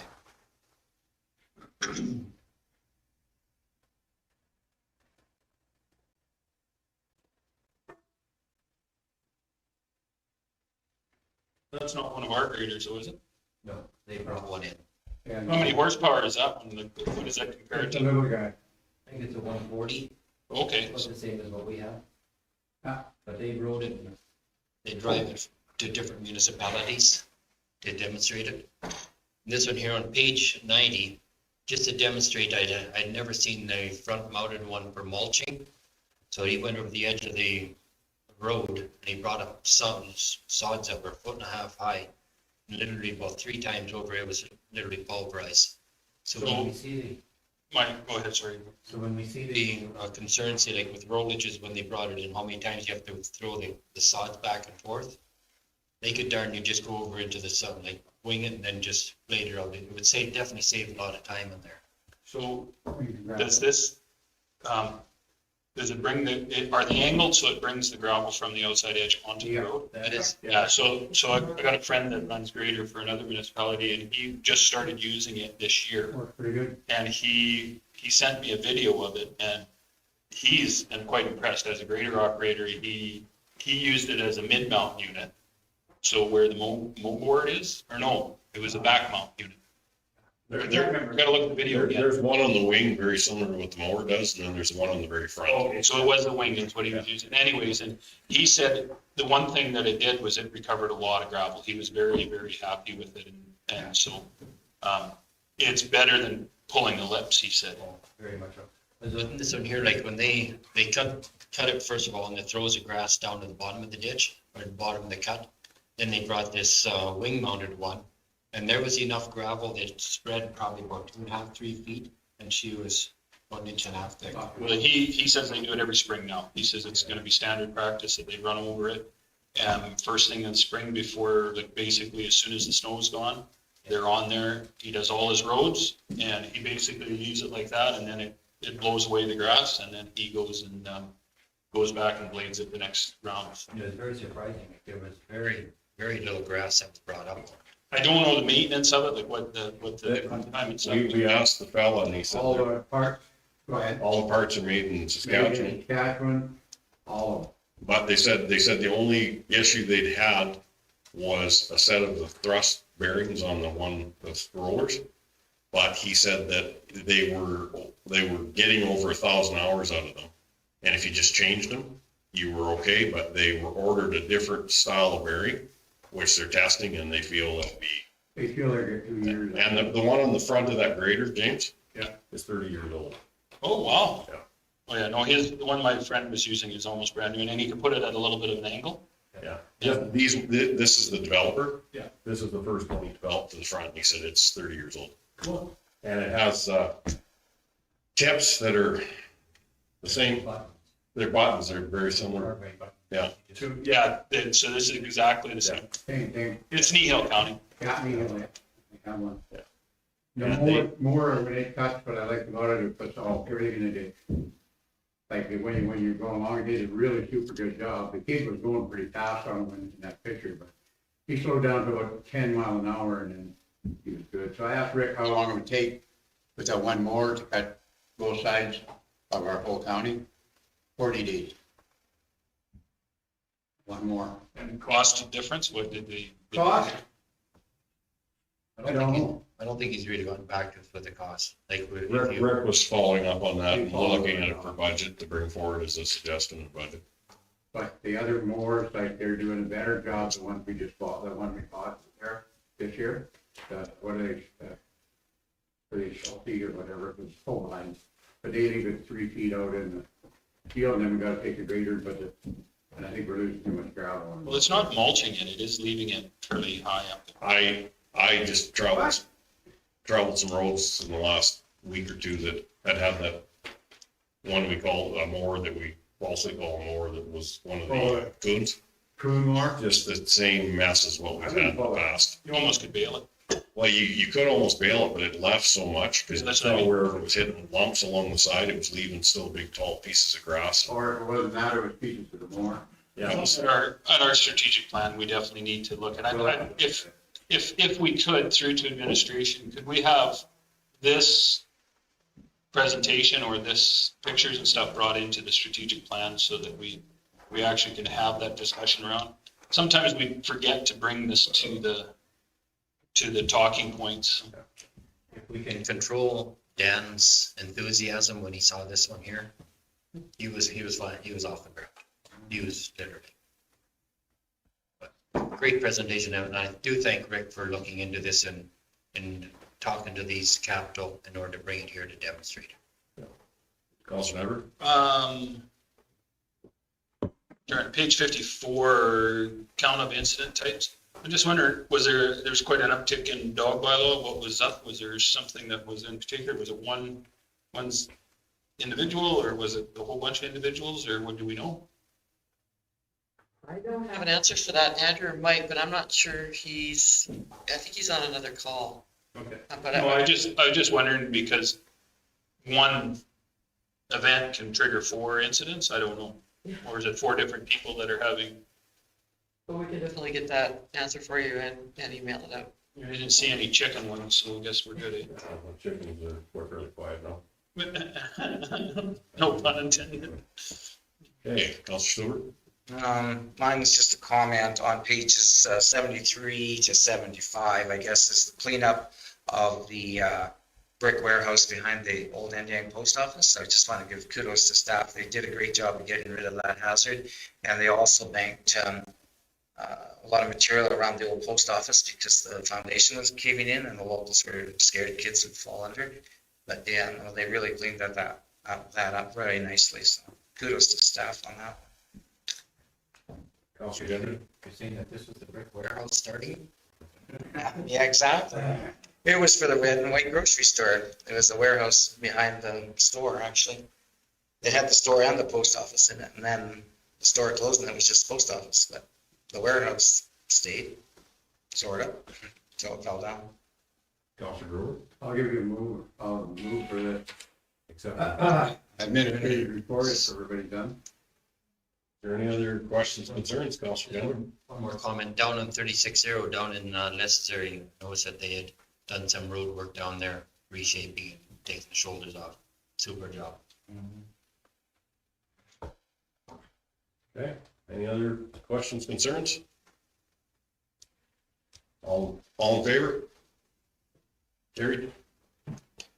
Strategic plan review update, page 117. Package. Thank you, Mr. Chairman. You did all the work on this. Do you want to comment on it? Yeah, we've had a busy year so far. Sometimes it's easy to lose direction. So when we started reviewing all of your strategic plan priorities and scrambling to update what had been completed, we actually surprised ourselves at how much has actually occurred so far this year and, on our own timelines. And I think we've been meeting them and definitely have some things still to work on that are going to happen throughout different quarters and into 2022. Okay. Any questions on? Just a comment, Mr. Chairman. Kudos to the staff and management especially because we do have a lot of what I would say crap that seems to be clouding our vision and trying to get in our way. And I know it's tough handling it, but this shows that we are actually getting a little bit done, which is good.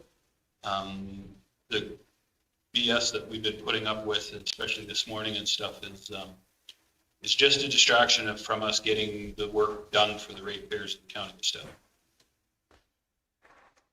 Any other questions or comments?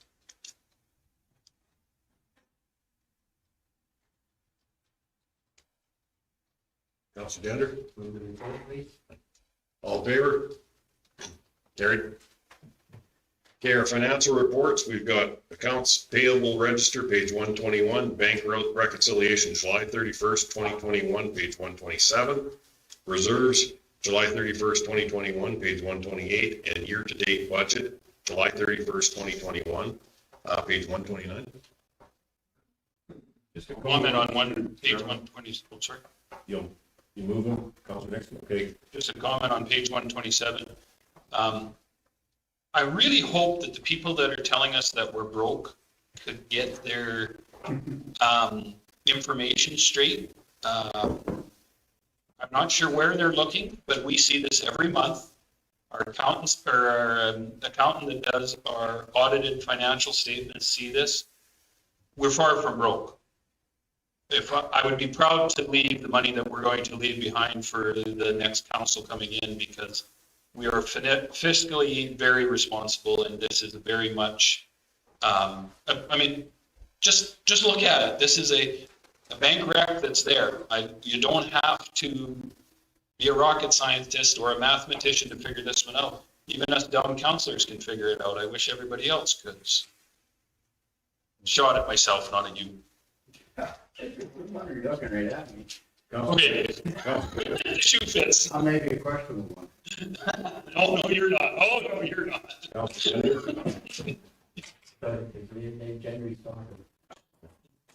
Page 129, the local improvement tax for roads and sands. That is Roshan Sands Estates, and that's for the road, and I think we have 1 year left on. Jerry, would you put it back on that last page, please? Thank you. Councilor Earl? Just because there's people viewing, watching this, see what it is, and Katie? So the percentage is out of whack, but what it is we record it as we bill it. And so we bill each annual amount. And so we just put a nominal fee in the budget because we're not sure what we're going to retain. And Councilor Grover, you just were back to. Oh, we're on that one page there where it has the reserves. I just want to see the public, if they're watching, you know, they sort of skip by it. Yeah. And see what we've got. Mike. All right. How's that, Nikki? Perfect, thanks. No, it's, you know, people watching or they watch and you just skip by it. They maybe didn't get a good look at what was in reserves. Thank you. Okay. Thank you. Thank you. Councilor Gender? On those reserves, is that water for North and Gatsby included in there, or is that a separate one? No, it'll be in there. In there also? I think it's in there or in deferred revenue. I'm not sure. Chris is not watching. And that amount could be just sitting in deferred revenue, which is on our balance sheet, which I think is where it's at, is deferred revenue. So no, it wouldn't be in that calculation.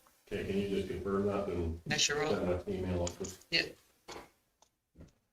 Councilor Gender? On page 130, it would be 22320 under expenses.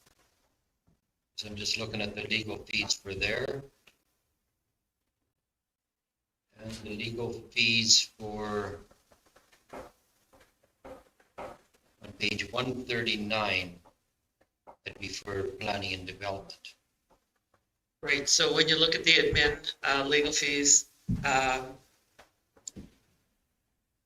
think in there we've also got the mediation costs for what we did at Buffalo Lake for the South Shore Area Structure Plan and the Buffalo Lake South Shore IDP. And I have received a grant for $50,000, which will offset a third of that. Third of the $50,000, but I just haven't received the money. We've got confirmation. Larry and I have signed the agreement. but they haven't transferred the funds yet. Once they do, you'll see it. Also, that award that we received that Andrew spoke to you about this morning will offset some of those legal costs, though they are over the last 2 years, but quite a bit of it will come out of that. In planning and development, those are basically costs for subdivision and development appeal. I think we've got, we might have Craig's fees in there for parkland, because basically parkland community planning is offsetting the employee that we had that was in there that's no longer there. So I think some of his fees are also in legal fees, which would be why they're kind of a little wacky. We'll get those all cleaned up. Does that answer your question? I guess I'm just looking at the percentage that they over budget. So in the coming years, we're going to be expecting the same sort? Do we budget for that type? The one is 157%, the other is 524%. And if we have the differences in there, that's quite a substantial amount of money that we're spending on lawyers. And is it really required? Is it going to continue? Yeah, I think in planning and development, unless I'm wrong, I think that Craig's fees are in there and they need to be taken out, but you just don't know. I mean, you don't know who's going to take you to an SCAB appeal or the MGB board. We did have an appeal going to it's got a new name now, the land, whatever tribunal, but it used to be the old MGB board. I mean, even to get ready to go to a hearing like that, it's huge. So we have to do all the work, and then at the last minute, they pulled their appeal. So hopefully the next appeal that we have to go towards that, we can use the information that's been gathered and then just have to update it a little bit and then actually pay for the cost to represent us. But yeah, if someone doesn't comply and we have to start enforcement, it's usually through planning and development, that happens first. And yeah, if somebody won't comply with the rules and we send them letters and we try to meet with them and we try to come to a reasonable reconciliation for the betterment of the landowner plus the county and Stellar. If we can't get anywhere, then we have no choice but to seek legal advice because we have to protect our ratepayers in case there's a lawsuit, so that we make sure that the insurance covers not only our legal fees to fight it, but they will also cover the settlement. So we don't have to worry about a burden being placed on the taxpayers for us not doing a thorough job. Almost seems like it's the lesser of two evils. Yeah. Thanks, Yvette. Councilor Everett? And I apologize, Mr. Chairman, I just twigged my thought pattern. We've been in conversation with CP Rail about the abutments up to there, and they kept telling us that they're going to do it. The one that Ms. Neat's husband drives over on a regular basis and loses his teeth, and myself and anybody using Heartland Marine, it's gotten dangerous. It's to the point where they almost need to be publicly shamed, and I hate to do that because they've been a good trusted partner for the most part. But I'm just wondering, it's getting to be a liability. Who and where does it become our liability and their liability? Because there's a hole big enough there that I've got a huge head and I could probably put it in and I wouldn't be able to see out. So. Well, Nikki's been working with them and she sent them a letter. She sent them pictures, so she could probably give you a much better update. Yeah. But have you gone over the one on Highway 11 by Alex? Holy crow.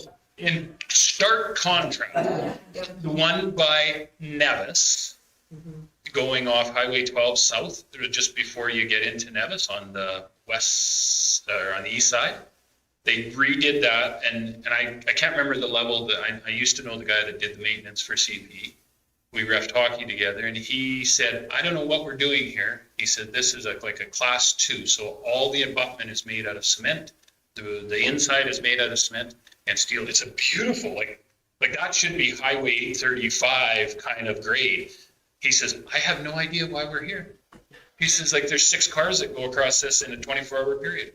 In stark contrast to the one that I was talking about on 21-2 south. You have an update? Yes. Yeah, I have an update. So we have been in communication with CP Rail, and the last communication was that the county of Stettler Resources would go out and document via picture and explanation exactly what we want to see as a more a better fix for our area. Unfortunately, our resources have been a little slim this summer and we haven't finished that documentation process. So we will be making it a priority this fall to get that project finished and back to CP Rail's hands for their consideration. Well, unfortunately, I think we're past that point, because like I said, it's dangerous at that point where, on 21-2, it's to the point where it is, we're in a liability situation, I think, unfortunately. They are in a liability, somebody's in a liability situation. Yeah. Well, yeah. Councilor Gender? On page 136, number 24240, Buffalo View water purchases. So it sounds like this is going to be about the last year we're going to be hauling water in. Yes, we're hoping the line gets in there shortly and we get it hooked up to the reservoir.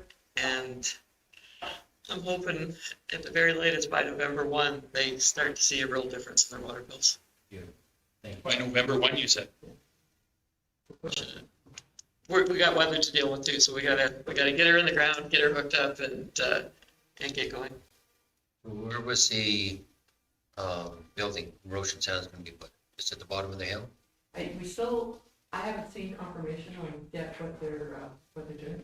When we're done drilling, that's where the end is going to be. Yeah, well, we're going as far as Cherry Lane. We're just waiting for them to finalize where they're taking it, which I think they're trying to get it on the upper side. And if they can't find a spot or arrange for a spot, then I guess we'll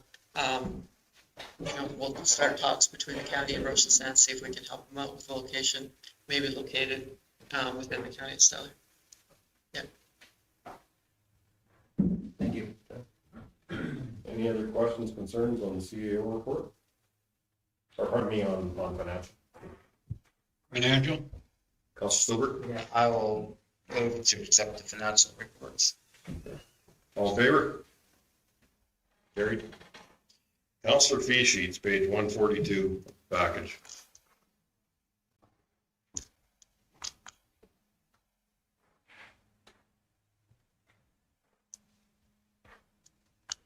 Mr. Chairman, I'll give you a motion to move that. Any questions, concerned, as most of the public should know, is So, how many years have we been posting our fee sheets? This isn't something we've been hiding for. I think we've been posting them since 2010, I think. I forgot to check, but yeah, they've been on the website for a long time. it's It's a big secret, I just want, just what I was gonna state, but I do hope that everybody does look at mileage. Because on our fee sheets, our mileage is included on them, so that is reimbursed at 50 Revenue Canada standard.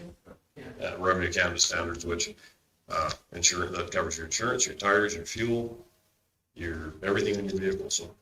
it offsets it. I was gonna say, in somebody's books, it covers it, so, depending on what you're driving and where you're driving, so. Privileged to come in here and work. You betcha.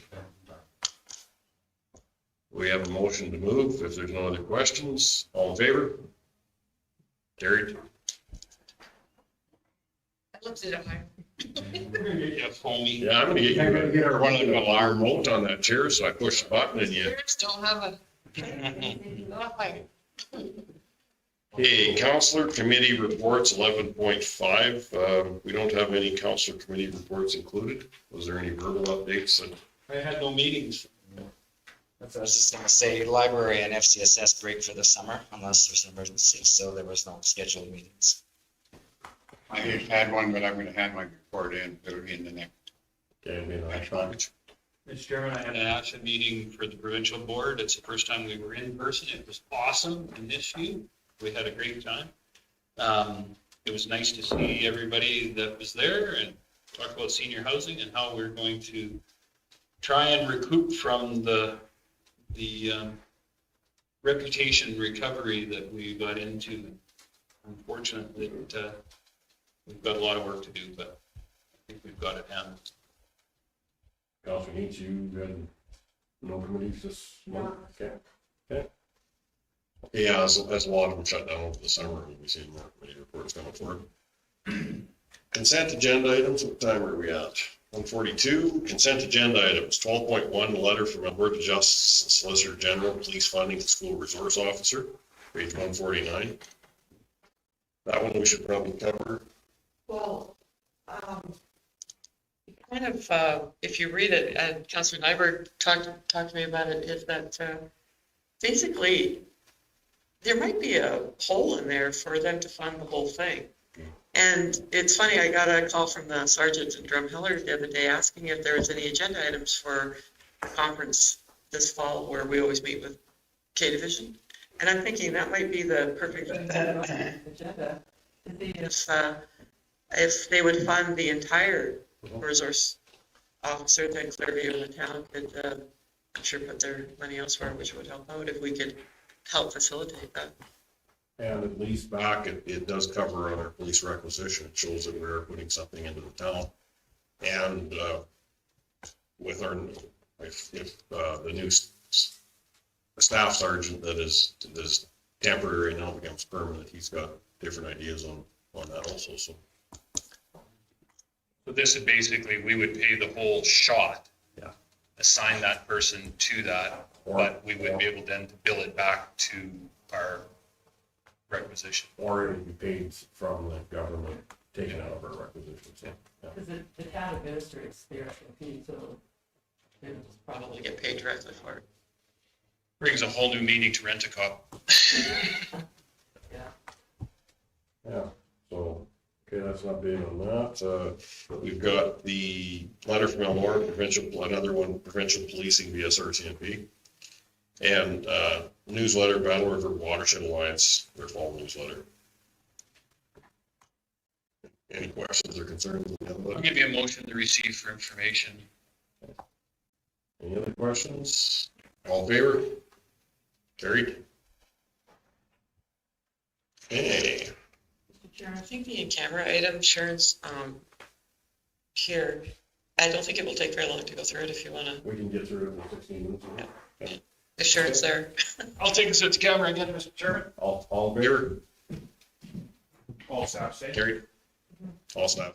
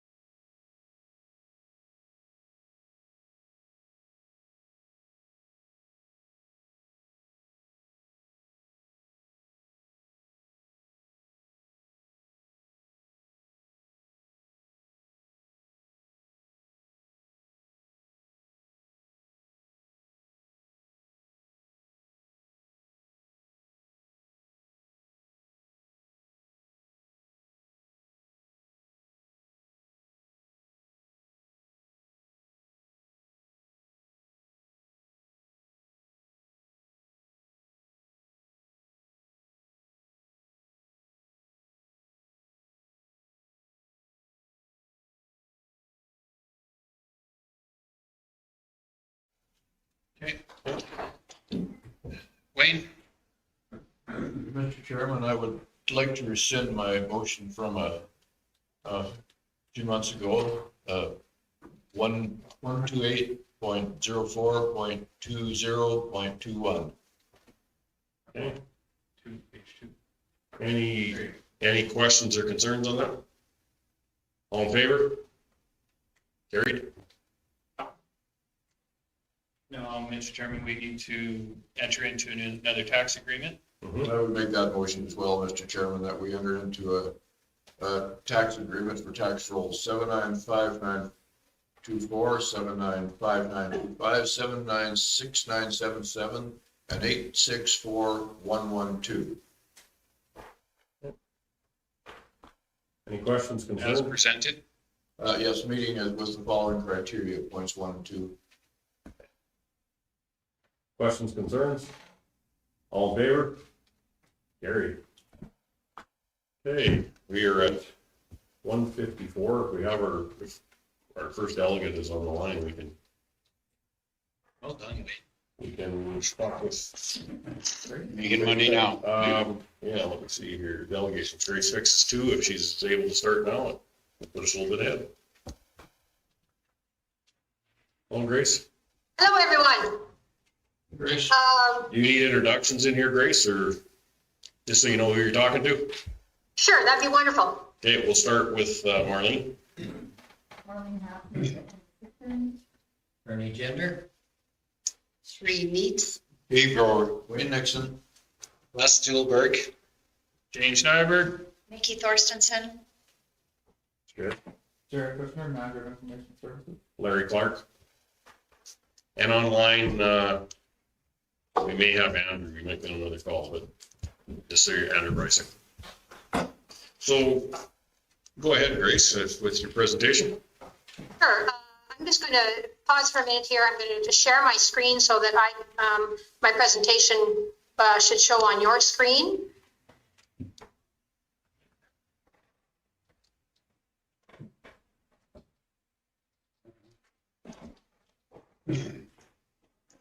Okay.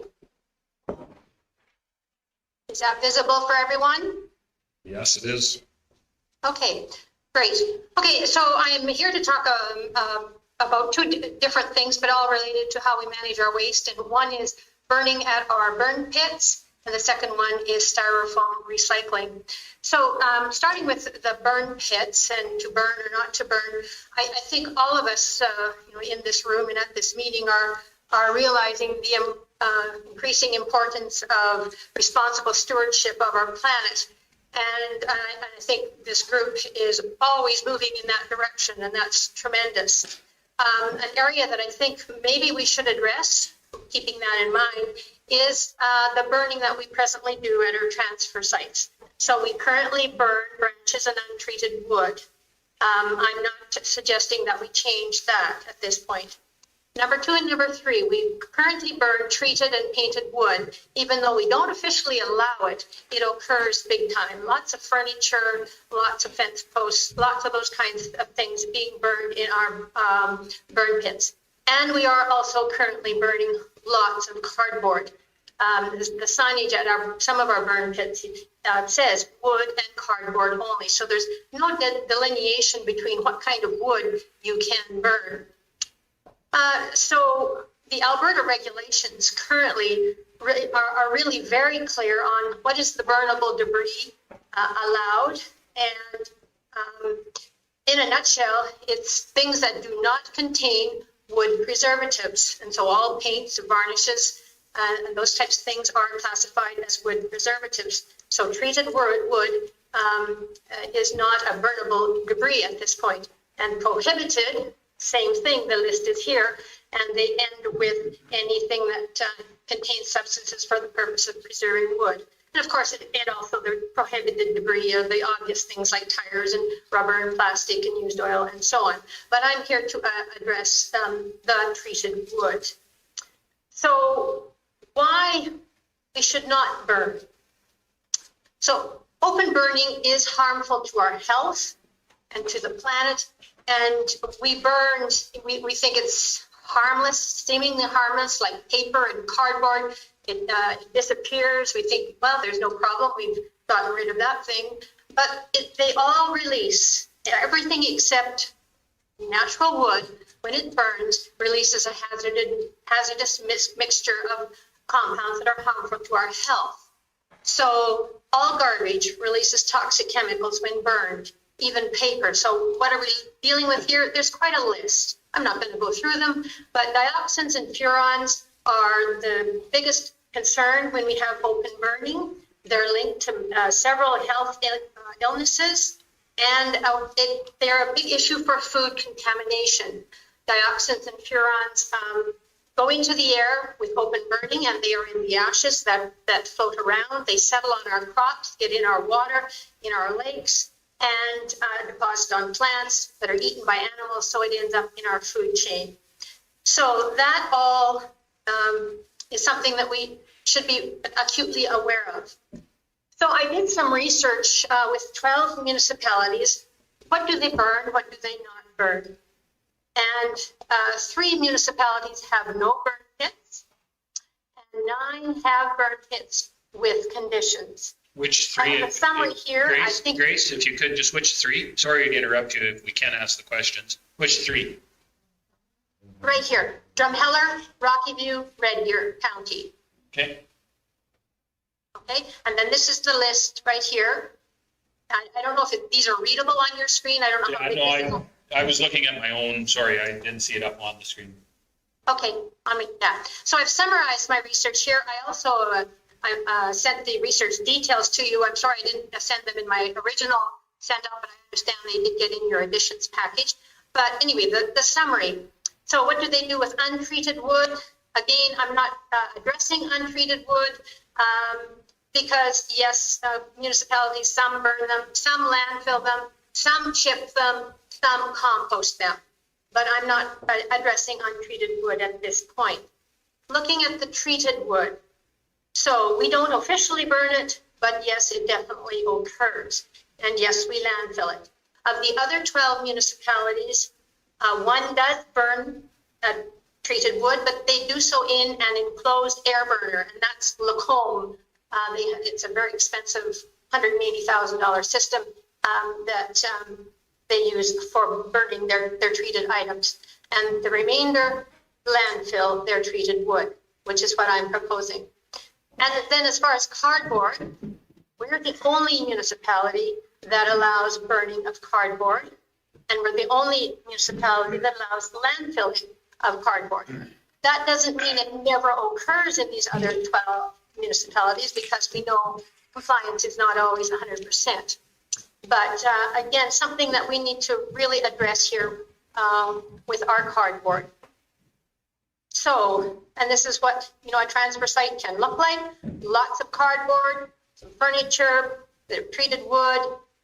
What can we do? So again, the 2 items that I'd like to address at our burn pits is to eliminate cardboard and eliminate treated wood from our burn pits. How can we do that? Well, first of all, signage at each burn pit. Educational awareness for the public and for our transfer site operators. The reason I'm speaking to you as a group, though, is what are the economic implications of this? So if we get rid of treated wood in our burn pits, that means we need to provide bins for treated wood at our transfer sites. And then it would be transported to the landfill, similar to our furniture bin system at the Stettler transfer site right now. I'll get into costs a little later. And nextly, affecting again this group is expanding the cardboard recycling capacity. If we're not going to burn all our cardboard, we have to have the recycling capabilities. There are other solutions there that you can read at your leisure, but again, I'm not addressing those specifically right now. So let's look at the cardboard. What will that cost if we recycle rather than burn the cardboard? So the current cardboard recycling costs at county transfer sites is $27,000 a year. There's another look at a transfer site. Lots of Christmas trees. A Christmas tree program, just a little aside here, Heartland Beautification Committee is looking at spearheading a Christmas tree chipping program. But anyway, on we go. So we have 6 transfer sites with burn pits. Botha and White Sands don't have any burn pits. So we would first need to put up some signage, a relatively minor cost of what we can burn. It's untreated wood only, tree branches. We would not burn any of these other things. What would that do for your cardboard recycling volumes? So there's 2 scenarios here. Rennie Doucette and I had a conversation about this to try to get an estimate of how much this would increase our cardboard recycling. It's a guess from both of us, absolutely. Rennie guessed a 10% increase in our cardboard recycling volumes, which would cost another $2,700 a year. I guessed a 25% increase in cardboard recycling volumes, which would make an increase in the cardboard recycling of $6,700. So those are the financial implications of if we eliminate cardboard from our burn pits. The second one is that we collect rather than burn treated wood. Now, to figure out the cost for this, I took some samples. We currently have a wood bin at the Botha transfer site, and you have to pay to have the bin put there, obviously, and then you have annual hauling costs to the landfill. So these are the costs for the Botha bin right now. Stetler's furniture bin, there's 2 roll-off bins, again, setup costs, and then the annual costs of hauling that to the landfill. So treated wood item examples, of course, are painted, stained, varnished, particle board, plywood, pressure treated wood, and so on. One thing we would suggest if we go down this program is that large loads of treated wood that come to a transfer site should be redirected directly to the landfill. Anyway, costs for collection of the treated wood. So I'd take the Stetler's transfer site for starters. If we just use the current Stetler furniture bins, there's 2 30-yard roll-off bins there, and we just throw the treated wood in there with furniture because it's all going to the landfill anyway.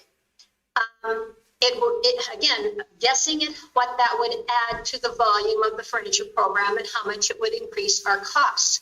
So if it adds 25%, it would cost us an additional $4,000.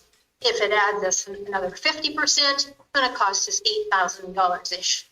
And if it's double the volume of our furniture program, then it would cost us another $16,000. Again, very difficult to predict how much that would increase the cost there.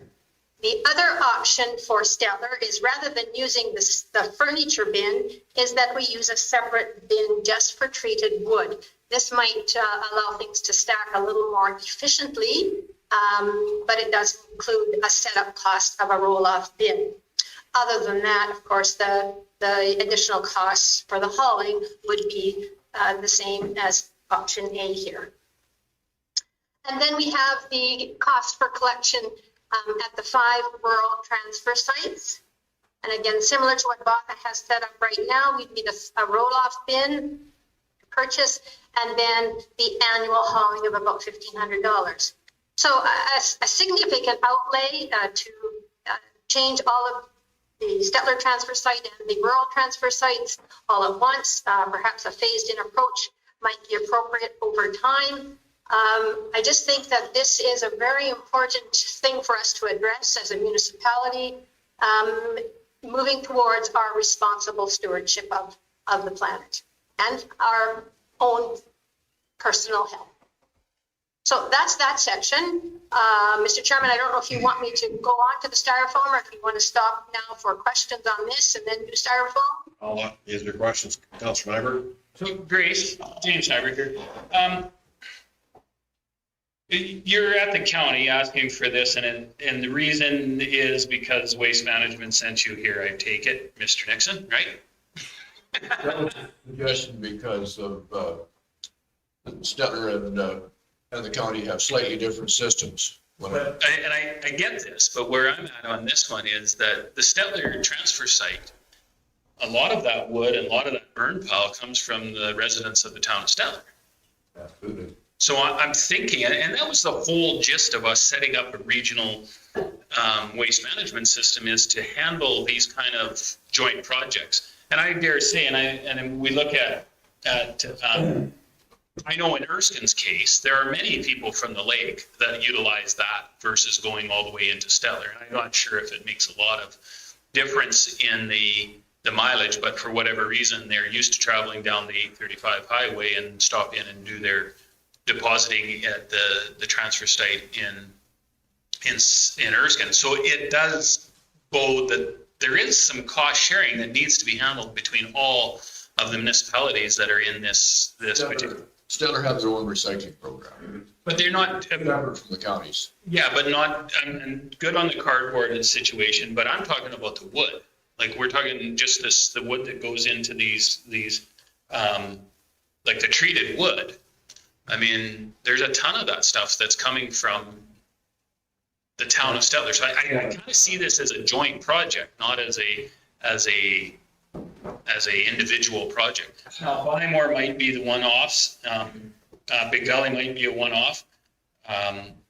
Gadsby is now ours. I mean, that is ours, but Denelda as well would be a shared municipality of shared cost somewhere. So this, unfortunately, when we get into joint municipality stuff, this gets to be a little bit complicated in the shared costs. That's what he does, but Grace presented this particular presentation to the waste management as well. Okay, so. A month or two ago, I guess, Grace, likely, was it the last meeting? Yes, it was the meeting in June, and it was on a recommendation of Stellar Waste Management that I present to county. I think for county to be aware of this, have input, and see how we want to move forward. Okay, no, and I mean, I think honestly, the signage is pretty much a slam dunk. I don't think that education portion shouldn't be anything that we are afraid of by any means whatsoever. So, but again, it should be at a shared cost. Why wouldn't Waste Management? They're the ones that are going to be enforcing the rules. Why wouldn't they put that into play? Is there a reason did they not want to go with the signage, Grace? I think I just presented the entire presentation, and it was just kind of felt that the county needed to have input. And I don't think it was ever said that Stellar Waste Management didn't want to do this. They just wanted county to be aware and offer input. Right, and I think our current policy is you're not supposed to burn any of the material that is not. I've got a question on that. James, as I look at Gadsby, I'm very familiar with that transfer site. And with your painted or stained woods, or even furniture for that matter, the bins all go to the landfill. So why would we not just put this wood in the bins as we speak? That would be hauled up to the landfill, because that's where it's going to end up anyhow. Good point. Grace, what are you thinking? Well, and that's where it depends if the volumes, if the present bins can handle it. Yeah, that's an awesome idea. Even if we have to get extra bins, Grace, I still think it'd be more cost effective, because the weeks you need it, they have to dump and haul, but the weeks you don't need it, we haven't bought that big bin to have to send a different truck out to haul in. Right. Also too, on burn, you showed, the one slide just showed branches, but what about all your like untreated 2x4s, 2x6s, a lot of like county ones, you see a lot of pieces of fences, et cetera, in there, which may not be treated fence posts, it could be planks. That's correct. The untreated wood category is definitely branches and definitely untreated 2x4s. Okay. Yes. There's some in there that back to the comment about the bins and dumping them in the bins in Gadsby. These might be big items. You know, branches tend to, treated wood pieces may be too big. Would they just really fill the bins inefficiently because they can't lay down in them? I'm not certain. And maybe what we have to do is have people bring them to a manageable size, because I mean, the ratepayer has to have a buy-in on this too. They have to do something to make it more manageable. We can either charge them through their taxes, or we could encourage them through education to be a little bit more responsible. And the encouraging the education is definitely part of it. So I'm on side with the signs definitely for now. So, and then like Larry said, if we can encourage people to make them a manageable size in the bins, that might be somewhat of a fix for us, but. And Counselor Stolberg has a comment too. Yeah, yeah, I can see this is just isn't as easy as this theory is kind of trying to roll it out to be, because I see what goes into Bymore, and it's huge loads that you can't get into any kind of a dumpster, and they're all mixed. Like you got untreated planks nailed, spiked with twisted spikes to treated posts, and we've tore down a lot of corral this summer, and I know how difficult that is to pull those twisted spikes out, and there's, if you're tearing down a small granary or a chop bin or something with the 2x4s are not treated, but the plywood is made of some plywood, and people aren't going to take all this stuff apart. I'm sorry. And we've worked really hard to get people to quit dumping this garbage in their ditches and in on their own property, but by sloughs and waterways. And some of this stuff is just going to promote that if you get these rules like this onerous, I think. I can see some big problems. Just a response to that, if I may, that I think the larger roll-off bin would be a partial solution in that people can throw in the large items like an entire wall of wood or whatever they want, where if it's just a small dumpster, they can't. And so just my thought, I mean, I don't have a vote on this, but it's just my thought that if we phase in the larger 30-yard roll-off bins as we can, set it up in our budget, that might be a wiser way to go. But Grace, I don't know if we necessarily even have to wait budget-wise. I'm sure Waste Management could find $600 to put up some signs. And that is our current policy. Let's go there. That should be our first step in this before we get anywhere else. Let's get that to that first step of education. My concern is, James, I certainly see your point, but as soon as we put up signage that says no treated wood, then the person says, well, where do I take that treated wood? And so then they're they would have to be told to put them in the dumpsters, and the dumpsters aren't that suited, or into the furniture bin, I guess. Here's a chainsaw. Sorry? Here's a chainsaw, get at it. You can get it in there if you try hard enough. Yeah. I think something that, maybe we could start with the Stettler transfer site. We do have the current furniture bin that is big. Start with it. If that doesn't work, combining the furniture with the untreated wood, then we say, okay, well, then we have to get a roll-off bin. But I know a number of our transfer sites, if they say that, if you bring in a large quantity of wire, they say just take it up to the landfill. Like, honestly, that is what has to happen. I mean, yeah, that's easy enough for you to say at Erskine, but they're going to start dumping it over the coolie bank down at Indian. True enough. That is a valid point. 100. Well, how we're 100-mile round trip, or over 100-mile round trip from the transfer center, probably 120 or 30. Landfill site. But if you've got 8 feet of a treated 2x4, that's not going to fit nicely into a dumpster. If it's any good, I'm gonna take it home. Well, and that is one of my suggestions, actually, that we set up a take it or leave it kind of facility for this kind of wood, but that's another story down the road. Okay. Yeah, well, thank you on that. Now we've got the styrofoam piece. Okay. Just one other comment, if I could. Counselor Nixon. Grace, we've talked about this several times at Waste Management, but and the concern too is the volume that some of these things, if they had to be recycled, like contaminated cardboard, you can't recycle it, so you have to either burn it or you have to landfill it. So cardboard is bulky, furniture and treated wood is bulky, so that increases decreases the lifespan of the landfill considerably. So and we've talked about this before at Waste Management. So yes, and I hear exactly what you're saying. And I view it as in this proposal is in landfilling, the treated wood is the lesser evil. Okay, we'll go on to styrofoam then, please. Okay, styrofoam. Then So styrofoam is a type of plastic. It's just a bunch of tiny balls of plastic, and when it breaks down, they escape easily into our waters and soils. And like all plastic, they just can keep breaking down, but they never completely decompose. They just break down into ever smaller pieces of plastic.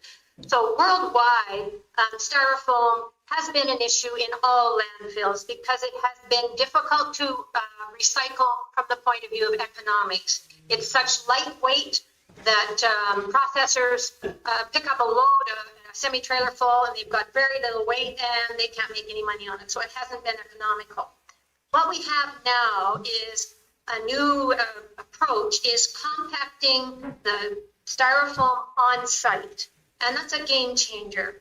And we have one right here in Alberta, Styrogo in Calgary. They established in 2016 and they're now Canada's largest styrofoam recycling handler. And what they do is, so they have these 5-ton trucks. They come out, they have given us these bags or totes that we put the styrofoam in. They come out, they have a crusher in the truck, and they crush the styrofoam into these bricks, if you want to will, and they're a cubic foot, and each of them weighs 60 pounds. So this 5-ton truck can haul the same as 5 semi-trailers full of styrofoam. So it's just a game changer in the recycling approach. So if we recycle styrofoam, it's an easily recyclable product, like I've said, but it's just been not financially viable up until now. It can be made into so many things. All the fake wood materials like picture frames, furniture, if it's not real wood, it's made of the same product as styrofoam, whether it's fresh product or recycled product. And so if we recycle it, I'm sorry, I just have to get rid of it. Yes. Yeah.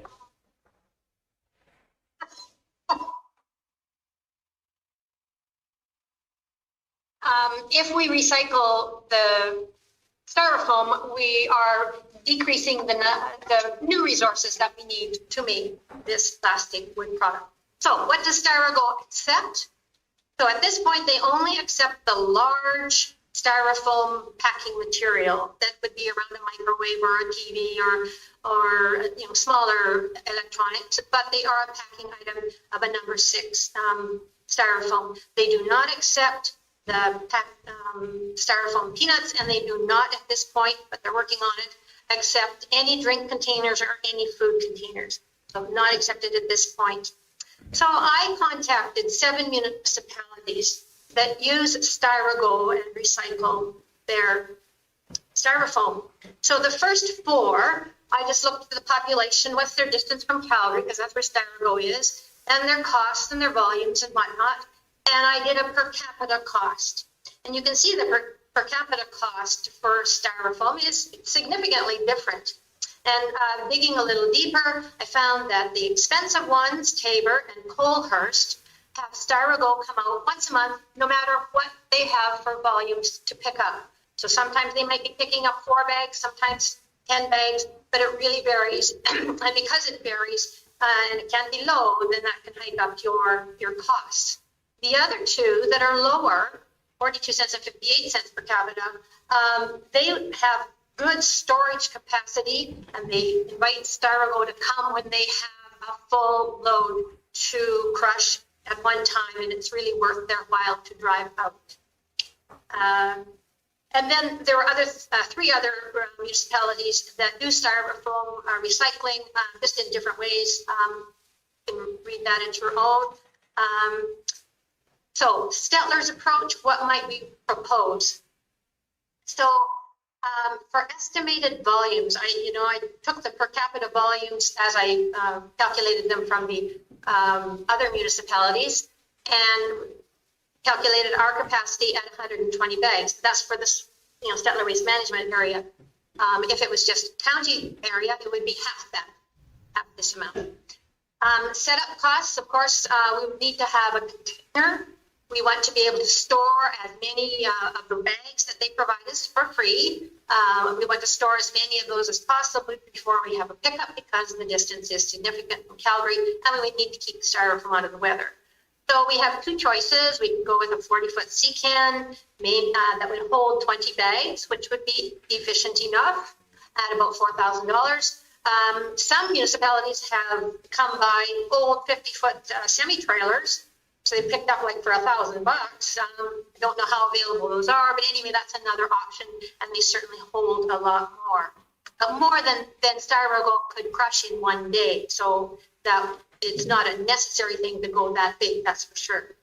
So I just compared the recycling costs from Styrogo in Calgary and Styro Recycling in Edmonton.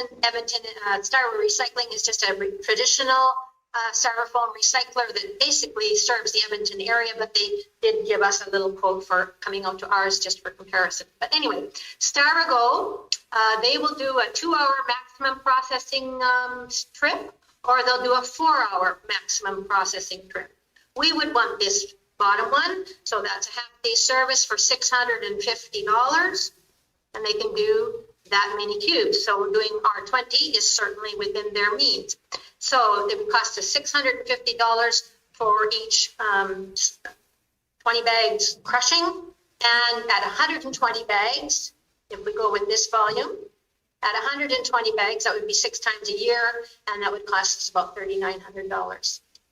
If this was just a county residents access to this, again, that would be in half. But I'm thinking that, again, we want to offer this to the entire region. And then Styro Recycling, again, just for comparison, traditional would be $600 or $6,600. So again, this is just one of those trying to be responsible, trying to make use of items that are currently going into the landfill and being lost forever.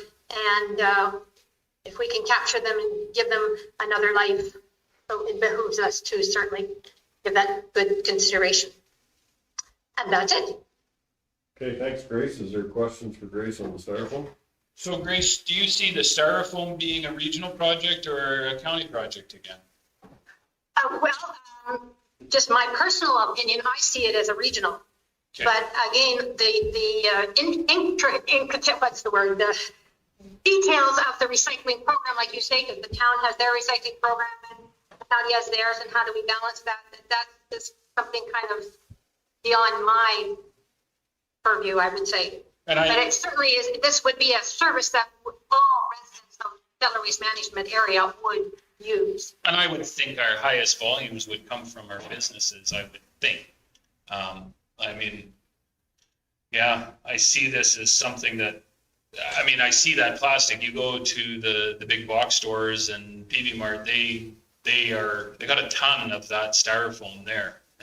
The furniture stores, again, also, they put it on the corners or everything. So, yeah, the concept's awesome. I think of a couple of months ago, I sent Wayne a picture of them actually. You can buy a miniature compactor for styrofoam, but yeah, again, cost-wise, it's prohibited. So. Okay, any other questions for Grace? Grace, as usual, great presentation, packed full of information. That's great to see you haven't lost it. Thanks, Grace. Thank you, Grace. Thank you. I would just look for direction, not necessarily now, but I would look for direction on this as to how we might want to move forward with both of these proposals. So, Grace, I think we'll have to take this to our strategic planning and to our budget. Absolutely, this is something that we don't have it in the budget for this current year, but strategic planning and budget comes up here in the next month or so. And we'll definitely have this on the list to go over for sure. And I think is this a Stellar Waste Management responsibility? Is it a county responsibility? We need to hash that out. And that's where through our strategic plan, we'll have to have that conversation, because there may be pieces that are ours and pieces that are theirs, so. Right. Okay. Well, thank you, Grace. And as stated, we will go through those discussions and over the next few months, be having discussions either, through you with Waste Management or directly to you type thing too. So thank you very much. Excellent. Thank you very much for your time. Thank you for all your research, Grace. Thank you. Okay, we have Shyla from the traffic, traffic constable, and she's supposed to be at 2:30, but if she's available, we are 2:28, so we'll move forward with Shyla. Hi, thanks for having me here today. Thank you, Shyla. I just wanted Do you want an introduction of who you're talking to? sure, actually, that would be great. Okay, we'll start with Marlene Hanson. Marlene Hanson, Executive Assistant. Bernie Gender. Three needs. Steve Grover, Counselor. Wayne Nixon. Les Stillberg. James Nyberg, Counselor, Erskine South Warden. Derek Kushner, Manager of IT. Larry Clark, Reeve, and Botha Gatsby, Counselor. Yvette Cassidy, CEO. So thank you. Please go ahead. Perfect, thank you. I just want to take a couple of your guys' minutes just to tell you about the traffic services here in Stettler. So we're undergoing a little bit of a mandate change in Alberta for the traffic services. I'm not sure if you're aware or not, but Stettler RCMP has 3 traffic members, myself being one. My boss, Corporal Brian Johansson, who was away all summer and just seconded to Waterton, but he'll be back here shortly. And another member who's currently off. So all summer it's just been me, but that will change here shortly and there'll be more of us back. We are integrated with Blackfalds Traffic Services and Rocky Mountain House Traffic Services. So doing central Alberta traffic. Most of the time here stationed out of Stettler, start, stop here every day, but we do get together to do ops. The change in the mandate, they want us to be more community orientated. Lots of you probably didn't know who I was or what to exact do, so that's why. Shyla, you locked up. Sorry, what's that? You locked up for a minute, so. Okay, sorry. Just the change in the mandate here is just they want us to be more involved in the communities and build the partnerships, find out more from the areas that we're working in, what they would like to see from the traffic services and how we can assist the community better in traffic enforcement.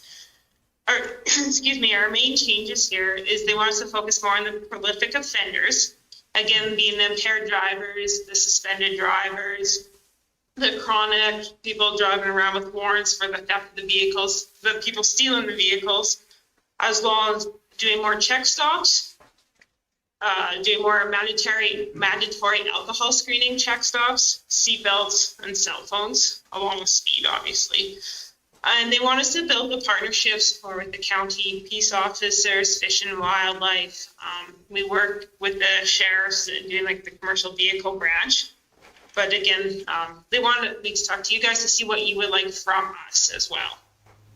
So that's kind of just with our mandate change. I can be kind of open to questions here if there's anything more you want to see from us, anything you would like to hear from us, or what you would like to see us do. If you guys have any input, I'd love to hear from it. Okay. I'm down with commercial vehicle inspections. We need to have, we've hired 3 peace officers, 2 of which are, I think right now able to do weights. But the problem with that is when they get into these situations, many of these truck drivers, not all of them, are belligerent and not, it's intimidating to our peace officers in a lot of ways because they don't have the same resources back up that you guys. For sure, I completely agree with that. I do. Yeah, no, for sure. I completely agree with that. And as I have been trying to keep more chance of working with Clint and Chase and where they would like to go, but I definitely agree we get Glenn Munden on board from the commercial vehicle here and trying to put more ops together to do more commercial vehicles because it is astounding how many we get that shouldn't be on the road. Okay, other questions? This is a pretty silent group. There's a lot of stuff that we have concerns about. Okay, so I'll start off Erskine. Erskine going north on 835.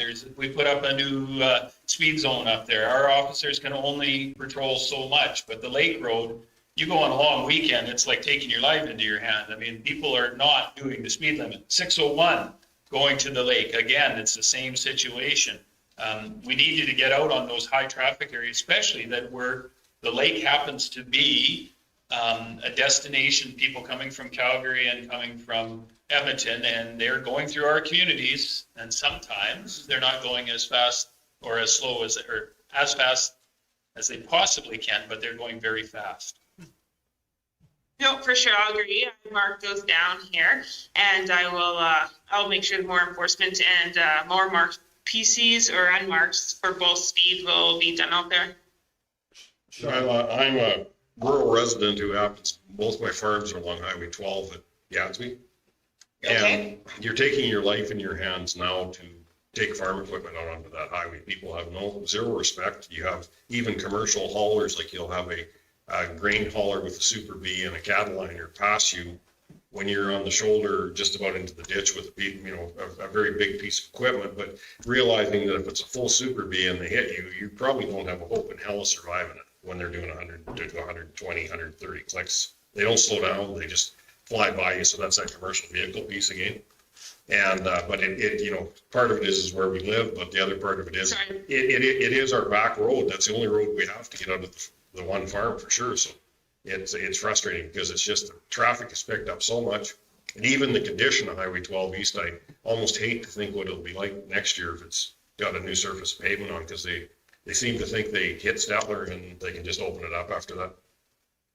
Yeah, I completely agree too. Highway 12 East, I've marked that down. I'll try to be out there more as well, but I'll try to get a commercial vehicle out there with me too. I see sometimes they are a little bit more of a deterrent, just the fines that they can put into some of those big haulers. So we will, I've marked that down and I'll bring that up to their attention as well. Certainly, thank you. Also a few spots around the county. A couple I can think of are 601 and 56 and the number 12 and 835, where there's turning lanes, but they're not passing lanes, but people pass at those lanes, and it's I've seen several close calls at both those intersections. So that's kind of something that needs to have an eye kept on it as well, I think. And that one, especially at 835 and Highway 12, because of the introduction of G3, there is a lot more big trucks. So if you were coming east or west, people are still trying to pass, but then if you have two vehicles turning, there's going to be a major wreck there. Like it is going to be, and we've already talked to AT about trying to get clearer direction on the pavement of which way it's the direction the arrows should go, so people know, because you can assume that it's a passing lane, but there just isn't enough space there for it. So. Yes, I agree. I think people assume that one's a passing lane for sure. And there is a huge amount of people that pass on the right, not even in town, but I've seen it on the highways. And obviously I've rode them for the highways, but that can be extremely dangerous. Councilor Neitz has a question for you. Well, that was what I was going to bring up between Highway 12 and 835. I've witnessed many people almost get into accidents because they're passing on the right side. And the traffic there is getting more and more all the time. So yeah, that one needs to, and like James said, we have talked to AT about painting arrows on there so that people are kept safe. Perfect. So yeah, if we could get arrows, that would be great. It can help us do our job too. Just looking for hands. Any other questions? Well, I really appreciate this. I think this is the first time we've had an opportunity to directly talk to the traffic division. So it's been, that's great. I think it's, sometimes we get to talk to the big guys, but we don't get to talk to the troops that are in the boots. So I appreciate it. I know, I completely agree. And that's why I wanted to do this, because we need to firsthand for ourselves. So they've been talking to the boss's boss type thing. So I'm hoping if we can do this, this will definitely help. Feel free to bring me your guys' concerns, because that's the only way we know them or know where to be. So feel free to shoot me an email, give me a call, send me a message, and hopefully we can keep this an open line of communication and we can be out in the community more and working with you guys. Or if you want to come out with us, let me know and we can try to set something up. So Chad, I just got one other one too, and this is kind of, it's kind of a public community pride situation. Both the town of Stettler and the county of Stettler, there's a ton of garbage going into our ditch. Like, do you guys ever write littering tickets anymore, or what's the deal there? Because I honestly, I just find that there is such pigs out there anymore. And I did for many, many years, we did 4-H highway cleanup. And I'll tell you what, my kids would not throw a gum wrapper out of the window. But not everybody's done that. And I almost think you guys should, instead of fining, force them to clean up the ditch. To be on, Go ahead, you're kind of seized up again, us. I think I caught most of it. I did freeze a bit. I agree. I did 4-H cleanup for years too. It definitely bugs me. For finding, I have yet to see someone in my 12 years of service throw something out the window. That is finding like a needle in a haystack. Well, they're out there. Oh, I completely agree. As I said, it is disgusting. I like, especially after they cut the grass and you can just see it all. It is gross. If anybody gets a license plate and stuff for that vehicle, they can get an RO ticket. But unfortunately, I haven't caught anyone, seen anyone throw anything out the window. Or else, yes, that's something we definitely give a ticket to. And for sure, I would after picking garbage out of the dish for years of my life. It bugs me to no end as well. Yes, and living, as I said, living along the highway, Wes, having that's your front yard, I don't know how many used, like dirty Pampers we had to pick up and stuff, and it's just disgusting.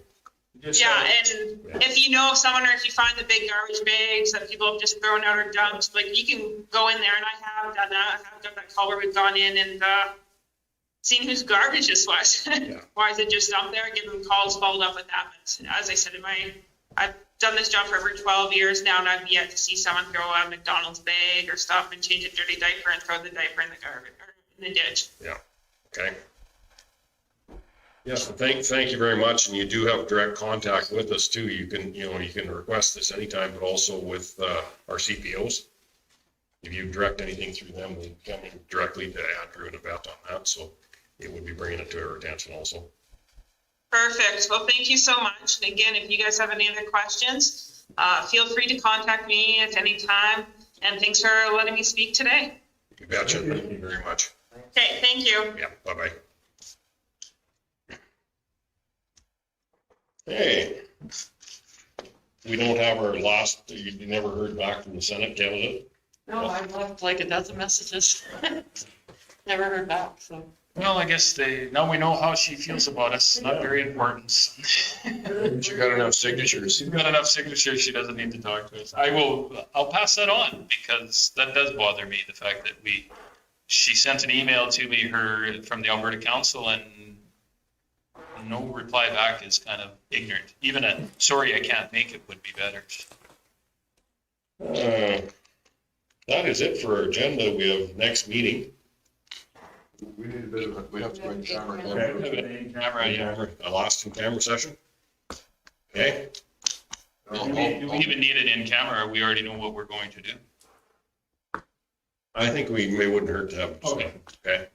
You gonna move us in, Wayne? Yeah, I'll move us in. All in favor? Okay, and that would just be council.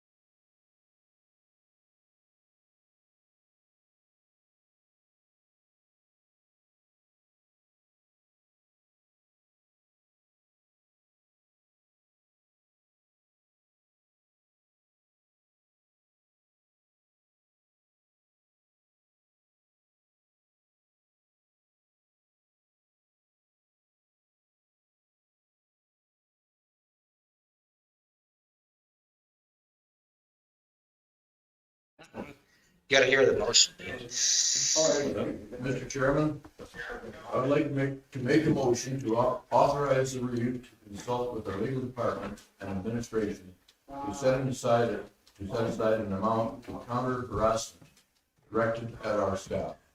I can do better this time, too,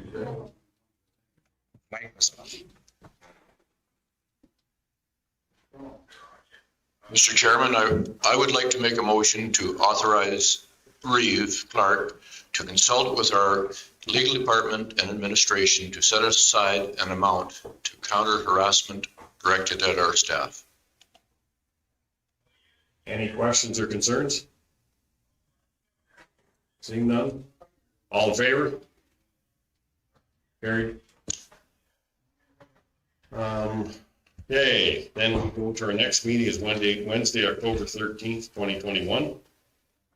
And we have point number 15, Councilor Spielberg. I was gonna make a motion to adjourn. All in favor? Carried. Thank you very much. Thank you, staff. You did a wonderful job as always.